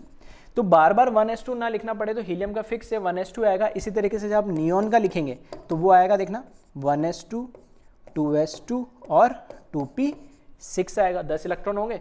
तो जब ये पूरा इलेक्ट्रॉनिक कॉन्फ़िगरेशन ना लिखना पड़े उसकी जगह डायरेक्ट आप इस तरीके से नियोन लिख सकते हैं, या कई जगह इस जगह हीलियम के ऊपर क्या है 2 भी लिखा जाता है। ठीक है, तो ऐसे भी लिख सकते हैं 1s2 की जगह डायरेक्ट हीलियम लिख दो, या 1s2 2s2 2p6 पूरे की जगह, इस पूरी की जगह अगर किसी और का बड़ा कॉन्फ़िगरेशन लिखना है तो नियोन करके सिर्फ नियोन भी लिख देते, या फिर उसके ऊपर जितने इलेक्ट्रॉन फिल हुए 10 ऐसे भी लिख देते। तो वही क्या गया यहाँ पे O-2 का इलेक्ट्रॉनिक कॉन्फ़िगरेशन कैसे बिहेव कर रहा है, 10 इलेक्ट्रॉन जैसा, नियोन जैसा। ठीक है, तो डायरेक्ट नियोन लिख दो, या फिर पूरा आपको लिखना है तो इस तरीके से 1s2 2s2 2p6 लिख लो, या फिर और करके लिख देता हूँ मैं इसमें मैंने क्या करा, हीलियम लिखा जिसमें 2 इलेक्ट्रॉन आएंगे, और उसके बाद 2s2 2p6 लिख दे आप। आ रही बात समझ, या इसका इलेक्ट्रॉनिक कॉन्फ़िगरेशन किसके बराबर होगा, नियोन के बराबर होगा। तो जब भी एनाइन की हम बात करें तो एनाइन में हमेशा इलेक्ट्रॉन ऐड होगा उस एटम के अंदर, तो वो जो एक्स्ट्रा इलेक्ट्रॉन ऐड हो रहा है उसको भी आप काउंट कर ले टोटल इलेक्ट्रॉन में, और फिर increasing order of energy of orbital के अकॉर्डिंग उसको फिल कर दे। क्लियर है, चलिए कॉपी करें इसको। चलिए अब हम बात करते हैं इलेक्ट्रॉनिक कॉन्फ़िगरेशन ऑफ कैटायन की। ठीक है, तो कैटायन के लिए थोड़ा सा आप ध्यान रखिएगा, एनायन से बिल्कुल अलग है। एनायन के केस में तो आप क्या करते हैं, टोटल नंबर ऑफ इलेक्ट्रॉन जितने भी ऐड हुए उसी के अंदर ऐड कर दो। जैसे हमने ऑक्सीजन में देखा था 8 में O-2 है तो 2 इलेक्ट्रॉन ऐड कर दिए और आपको इंक्रीजिंग ऑर्डर में लिख दो। कैटायन में ऐसा नहीं करना है कि उसमें से पहले आप जितने इलेक्ट्रॉन, प्लस का मतलब क्या हुआ, इलेक्ट्रॉन निकले तो इलेक्ट्रॉन पहले निकाल दो और बच्चों को फिल कर दो। 1 से लेकर 20 तक, हाइड्रोजन से लेकर कैल्शियम तक आप इलेक्ट्रॉनिक कॉन्फ़िगरेशन लिखोगे तो ऐसा कर सकते हो, कोई फर्क नहीं पड़ेगा, लेकिन वो आदत पड़ जाती है तो आप उस चीज़ को अवॉइड करें। आप कैटायन का जब भी इलेक्ट्रॉनिक कॉन्फ़िगरेशन लिखना है तो सबसे पहले आप क्या करें, उस न्यूट्रल एटम का इलेक्ट्रॉनिक कॉन्फ़िगरेशन लिख ले, उसके बाद कैटायन का देखिए किस तरीके से लिखा जाता है। तो मैं यहाँ पे एग्जांपल मैंने लिया स्कैंडियम। स्कैंडियम जो होता है उसका एटॉमिक नंबर होता है 21, और ये डी ब्लॉक का एलिमेंट है, कैल्शियम का अगला एलिमेंट मिलता है।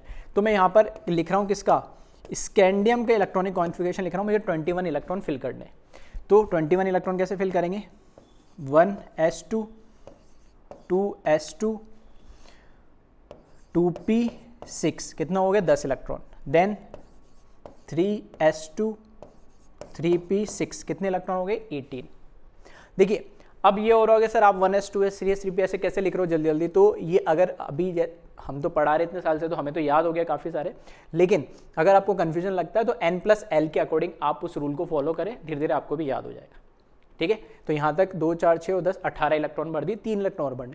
अब यहाँ बात आ रही है किसकी, यहाँ बात आ रही है कि 4s है और एक 3d है, दोनों में से किस में इलेक्ट्रॉन भरे, तो n+l के अकॉर्डिंग 4 + 0 इसकी वैल्यू मिलेगी 4, और इसमें 3 + 2 इसकी वैल्यू मिलेगी 5। तो n+l रूल के अकॉर्डिंग 4 की वैल्यू कम है, ठीक है, 4 की वैल्यू कम है, तो पहले किस में भरा जाएगा इलेक्ट्रॉन, 4th शेल के s सब शेल में, 3d में नहीं जाएगा यानी। तो अब s में भरा जाएगा, तो यहाँ पे लिखा मैंने 4s2, कितने इलेक्ट्रॉन हो गए 20। उसके बाद जाएगा 3d के अंदर, या तो आप उस ऑर्डर वाले जो आपने ऑर्डर लिखा था, ठीक है, जो आपने ऑर्डर लिखा था 1s 2s n+ रूल के अकॉर्डिंग, उसके अकॉर्डिंग देख ले, या फिर आपने डायगनली जो शॉर्ट ट्रिक बनाई थी उसके अकॉर्डिंग भी देख ले, दोनों में यही आपको सेम मिलेगा। ठीक है, तो ये 21 इलेक्ट्रॉन्स मैंने फिल कर दिए। अब यहाँ पर ध्यान रखना, ये तो मैंने किसका लिखा, ये किसका लिखा मैंने, ये मैंने लिखा है स्कैंडियम का। अब मुझे स्कैंडियम प्लस इसके कैटायन का लिखना है, तो कैसे लिखेंगे, तो ध्यान रखना, अब स्कैंडियम प्लस बना कैसे, स्कैंडियम था, उससे एक इलेक्ट्रॉन क्या हुआ, निकल गया, तब यहाँ पे पॉजिटिव चार्ज है, स्कैंडियम का कैटायन बना। सही है, तो कैटायन या एनायन न्यूट्रल एटम से बनता है, कैटायन या एनायन से न्यूट्रल एटम नहीं बनता है। आ रही मेरी बात समझ, कोई न्यूट्रल एटम था, या तो उसमें कोई इलेक्ट्रॉन ऐड हो गया तो एनायन बन गया, या उस न्यूट्रल एटम में से इलेक्ट्रॉन निकल गया तो वो कैटायन बन गया। अब जब इलेक्ट्रॉन ऐड होता है ना, तो इलेक्ट्रॉन ऐड का होगा जहां पर शेल के अंदर जगह खाली होगी, थोड़ा सा समझना है ना, इंपॉर्टेंट चीज़ है। ये है मेरे पास nucleus, 1st 2nd 3rd 4th 5th, ये शेल नंबर है। अब अगर मैं बात कर रहा हूं कि जब कोई इलेक्ट्रॉन आ रहा है, इनकमिंग इलेक्ट्रॉन आ रहा है, यहाँ से कोई बाहर से इलेक्ट्रॉन आ रहा है, इसको मेरे को एनायन बनाना है, तो ये कहाँ ऐड होगा, जो सबसे बाहर की शेल होगी, वैलेंस शेल जिसको बोला जाता है, जिसमें लास्ट इलेक्ट्रॉन होता है, अगर उसमें जगह होगी तो उसमें ऐड होगा, नहीं तो उससे अगली वाली पे आ जाएगा। आ रही मेरी बात समझ। फॉर एग्जाम्पल अगर मैं इसको एग्जाम्पल लेता हूँ ऑक्सीजन से, ठीक है, ऑक्सीजन के अंदर कितने होते हैं, 8 इलेक्ट्रॉन होते हैं, तो पहले शेल के अंदर कितने इलेक्ट्रॉन होंगे, 2, ठीक है, तो यहाँ पे लिखे मैंने, यहाँ पे 2 इलेक्ट्रॉन होंगे। दूसरी शेल के अंदर कितने इलेक्ट्रॉन होंगे, 6 इलेक्ट्रॉन होंगे, ठीक है, दूसरी शेल के अंदर कितने इलेक्ट्रॉन होंगे, 6, कितने हो गए, 8 हो गए। और दूसरी शेल के अंदर 2n² के अकॉर्डिंग देखोगे तो 2 का स्क्वायर करोगे तो कितना आ जाएगा, 4 4 2 z, मैक्सिमम 8 इलेक्ट्रॉन आ सकते हैं। आ रही बात समझ। तो अब जो इनकमिंग इलेक्ट्रॉन है, वो इनकमिंग इलेक्ट्रॉन इस सेकंड शेल में जाएगा, थर्ड शेल में जाएगा। अभी सेकंड शेल के अंदर 2 इलेक्ट्रॉन आने की और पॉसिबिलिटी, उसकी कैपेबिलिटी, तो ये कहाँ जाके ऐड होगा, सेकंड शेल के अंदर। आ रही बात समझ। अगर 2 इलेक्ट्रॉन और ऐड हो गए तो तीसरा इलेक्ट्रॉन फिर कहाँ आएगा, थर्ड शेल में। तो जो इनकमिंग इलेक्ट्रॉन आ रहा है, अगर एनाइन बन रहा है, तो वो हमेशा लास्ट शेल के अंदर जाएगा, और लास्ट शेल अगर खाली है तो उसमें जाएगा, और अगर वो भरी हुई है तो उससे अगली के अंदर जाएगा, इस तरीके से। ये तो ये एनाइन की बात। लेकिन अगर मैं इसका बिल्कुल उल्टा बोलूँ, कैटायन की बात है ना, अगर मैं कैटायन की बात करूँ तो कैटायन में क्या होगा, चलो यही एग्जाम्पल ले लेते हैं अपन, कैटायन में स्कैंडियम ही ले लेते हैं ना।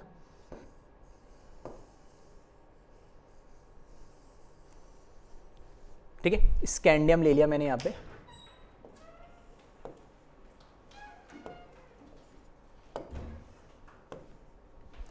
तो स्कैंडियम के अंदर मेरे को देखना है यहाँ पे 1 2 3 4 शेल चाहिए, मैंने 5 लिख दी, कोई दिक्कत नहीं है ना। तो फर्स्ट शेल की अगर मैं बात करूंगा तो फर्स्ट शेल के अंदर मैक्सिमम कितने इलेक्ट्रॉन आ सकते, 2 इलेक्ट्रॉन। सेकंड शेल के अंदर मैक्सिमम कितने इलेक्ट्रॉन आ सकते, 8 इलेक्ट्रॉन। कैसे कर रहे हैं हम ये, 2n² से चेक कर लेना, एक शेल में मैक्सिमम इलेक्ट्रॉन कितने आते हैं यानी। ठीक है, तो कितने इलेक्ट्रॉन हो गए यहाँ पे, 2, यहाँ पर कितने हो गए, 8, 2 और 8 कितने हो गए, 10। फिर थर्ड शेल के अंदर कितने इलेक्ट्रॉन आएंगे, 18। सही है। अब यहाँ पे 18 इलेक्ट्रॉन तो आ सकते हैं, लेकिन यहाँ देखोगे तो यहाँ तो 4th शेल में चला गया इलेक्ट्रॉन। क्यों, इसलिए चला गया कि अगर मुझे नॉर्मली ऐसे भरना ही होता, तो फिर n+l रूल का तो कोई मतलब ही नहीं था। आ रही बात समझ। n+l रूल क्या बताता है, हो सकता है थर्ड, यही तो मैं बता रहा है कि 4th शेल के s ऑर्बिटल की एनर्जी कम है, किससे, थर्ड शेल के d ऑर्बिटल से। तो पहले 4th शेल में इलेक्ट्रॉन भरा जाता है और उसके बाद थर्ड शेल में जा रहा था। वो जब इलेक्ट्रॉन हम भरते तो increasing order of energy of orbital के ऑर्डर में भरा जाता है। ठीक है, इंक्रीजिंग ऑर्डर। इसलिए हमें ये n+ रूल इंपॉर्टेंट है। ऐसे नहीं अपने मर्जी से आपने अंदर वाले पहले पूरे भर दो, फिर दूसरे, फिर तीसरे, ये क्लियर है। तो अब ध्यान से सुनना, ये मैंने क्या भरा, इसके अकॉर्डिंग अगर मैं इसको भरता हूं यहाँ पे, ठीक है, ये तो हुआ पहला कंफ्यूजन जो अपन दूर करना चाह रहे थे। तो पहले और दूसरे में तो कोई दिक्कत ही नहीं है। तीसरे शेल के अंदर जब हम आए, है ना, तीसरे शेल के अंदर आए तो तीसरे शेल में देखना इलेक्ट्रॉन कितने, 2 s के अंदर, 3 p के अंदर और 1 d, 6 और 1 7 इलेक्ट्रॉन। तो तीसरे शेल के अंदर है 7 इलेक्ट्रॉन और चौथे शेल के अंदर इसके अकॉर्डिंग यहाँ पर कितने इलेक्ट्रॉन है, 2। ये चौथे, काउंट कर लेना, 10 17, अच्छा कुछ मिसिंग हो गया है, 1s2 2s2 2p6, 8 और 9 इलेक्ट्रॉन है, मैंने 8 लिख दिया इसको गलती से, है ना, 2 और 6 कितने, 8 और 1 9 इलेक्ट्रॉन है, मैंने यहाँ पे 7 लिख दिए, ठीक है, इसको करेक्ट कर लेना। तो यहाँ पर कितने इलेक्ट्रॉन आएंगे, यहाँ पर इलेक्ट्रॉन आए 9, ठीक है। तो यहाँ पे आप काउंट कर ले, अब 10 और 19 और 2 21 होने चाहिए इलेक्ट्रॉन, तो 21 आ गया, ठीक है। अभी भी इसके थर्ड शेल का d ऑर्बिटल खाली है, उसके अंदर 9 इलेक्ट्रॉन और आ सकते हैं। अब जो अगले 9 इलेक्ट्रॉन आएंगे वो इस d के अंदर आएंगे, भले ही ये शेल पहले आ रही है बाद में आ रही है, लेकिन एनर्जी के अकॉर्डिंग ये 4s में भरा गया और ये 3d में भरा गया है। ये तो ये इलेक्ट्रॉन जब फिल कर देते तब की बात है, नॉर्मल एटम। अब मेरे को बनाना है कैटायन। ये कैटायन कैसे बनाया, मैंने इसमें से यहाँ पर से क्या करा, इलेक्ट्रॉन निकाल दिया। अब ये जो न्यूट्रल एटम है इसमें से इलेक्ट्रॉन निकालना है। अब कौन सा इलेक्ट्रॉन मैं निकालूं, एक बार जब ध्यान रखना, ध्यान सुनना क्या बोल रहा हूं, जब इलेक्ट्रॉन फिल करते हैं तो n+l और आउबर रूल को फॉलो करना है, बट इलेक्ट्रॉन निकालने के लिए एक ही रूल फॉलो करना है। क्या रूल फॉलो करना है कि जो अब एटम आ गए, न्यूट्रल स्कैंडियम एटम, इसमें से मेरे को इलेक्ट्रॉन निकालना है, तो क्या ये इलेक्ट्रॉन निकलेगा, बिल्कुल नहीं। क्या ये इलेक्ट्रॉन निकलेगा, बिल्कुल नहीं। क्या यहां से इलेक्ट्रॉन निकलेगा, बिल्कुल नहीं। जो सबसे लास्ट वैलेंस शेल होगी वहां से इलेक्ट्रॉन निकलेगा। क्यों, क्योंकि उस लास्ट वैलेंस शेल में जो इलेक्ट्रॉन है और जो न्यूक्लियस है उसके बीच में सबसे कम फोर्स ऑफ अट्रैक्शन होगा, वहां से इलेक्ट्रॉन निकालना इजी होगा। कभी भी इनर शेल में से डायरेक्ट इलेक्ट्रॉन नहीं निकलता है, हमेशा इलेक्ट्रॉन को जब भी आपको निकालना वो हमेशा वैलेंस शेल में से निकलेगा, लास्ट शेल में से ही निकलेगा। आ रही मेरी बात समझ में। इसलिए अब जब यहां से आप इलेक्ट्रॉन निकालोगे, अब यहां से जब आप इलेक्ट्रॉन निकालोगे तो इन दो में से एक इलेक्ट्रॉन निकलेगा, और वो दो कौन से, ये s वाले, फोर्थ शेल, ठीक है। तो यहां से जब आप एक इलेक्ट्रॉन निकालोगे तो ये इलेक्ट्रॉन यहां से एक इलेक्ट्रॉन बाहर आएगा। तो कहां से बाहर आएगा, s से बाहर आएगा। क्योंकि लिखते समय हमने d को बाद में भरा था, तो हमारी आदत क्या होती है, जब अगर मैं इनिशियली एक इलेक्ट्रॉन कम करके 20 इलेक्ट्रॉन फिल करता तो देखना 4s2 बढ़ता, 3d में कोई इलेक्ट्रॉन बढ़ता ही नहीं, 3d में 0 आ जाता, तो इलेक्ट्रॉनिक कॉन्फ़िगरेशन हो जाता गलत। किसके लिए, स्पेसिफिक कैटायन के लिए बता रहा हूं मैं। इसलिए आपको पहले न्यूट्रल एटम के लिए लिखना है, उसके बाद देखना है इसमें से वैलेंस शेल कौन सी। वैलेंस शेल में से एक इलेक्ट्रॉन निकालो, अगर स्कैंडियम +2 होता तो दूसरा भी यहां से निकालता, हाँ स्कैंडियम +3 होता तब मैं फिर यहां से d से निकालता है, ठीक है। और sp_d_f में भी मैंने एनर्जी लास्ट क्वांटम नंबर में बात करी थी कि सबसे जो कम एनर्जी होती है वो s की होती है, फिर p की, d की, f की, इस तरीके से। तो f से सबसे पहले निकलेगा, फिर d से, फिर p से, फिर s से। आ रही बात समझ में। तो इसका अब जब स्कैंडियम प्लस का मेरे को इलेक्ट्रॉनिक कॉन्फ़िगरेशन लिखना है, किसका, स्कैंडियम प्लस का इलेक्ट्रॉनिक कॉन्फ़िगरेशन लिखना है, तो इसका इलेक्ट्रॉनिक कॉन्फ़िगरेशन देखना क्या होगा, 1s2 as it is, 2s2 as it is, ठीक है, 2p6 as it is, 3s2 ये भी एज इट इज आएगा, और 3p6 भी एज इट इज। अब s से एक इलेक्ट्रॉन निकल गया है, चाहो तो आप 3 को, जो 3 वाली शेल है ना, उनको सबको एक साथ लिख सकते हैं। मैंने बोला था ना सेकंड शेल को लिखते समय कोई फर्क नहीं पड़ता, लेकिन फिल करने में दिक्कत ना हो इसलिए हम उसी ऑर्डर में लिखते। 3d1 आएगा और s से एक इलेक्ट्रॉन निकलेगा तो 4s1, 4s1 को इधर लिख दो, 3d1 को इधर लिख दो तो भी कोई फर्क नहीं पड़ेगा, और 3d1 को पहले लिख दिया, 4s1 को बाद में लिख दो तो भी कोई फर्क नहीं पड़ेगा। हाँ, फर्क इतना पड़ना है कि इलेक्ट्रॉन फिल करते हैं समय ध्यान रखें increasing order of energy of orbitals में फिल करना है। और कैटायन के केस में सबसे लास्ट वैलेंस शेल और वैलेंस ऑर्बिटल से आपको इलेक्ट्रॉन निकालना है। आ रही बात समझ। तो कैटायन के लिए स्पेसिफिक थोड़ा सा ध्यान रखें। अब 21 से लेके आप 30 तक इलेक्ट्रॉनिक कॉन्फ़िगरेशन लिखने की कोशिश करें, और उसमें अगर कोई कैटायन आ जाता है, ठीक है, क्रोमियम और कॉपर को छोड़ देना, नॉर्मल क्रोमियम और कॉपर की हम नेक्स्ट लेक्चर में बात करेंगे कि वहाँ एक एक्सेप्शन होता है, क्यों होता है, तो स्टेबिलिटी के अकॉर्डिंग हम बात करेंगे उसकी, ठीक है। चलिए, तो वीडियो पॉज करके इसको कॉपी कर ले।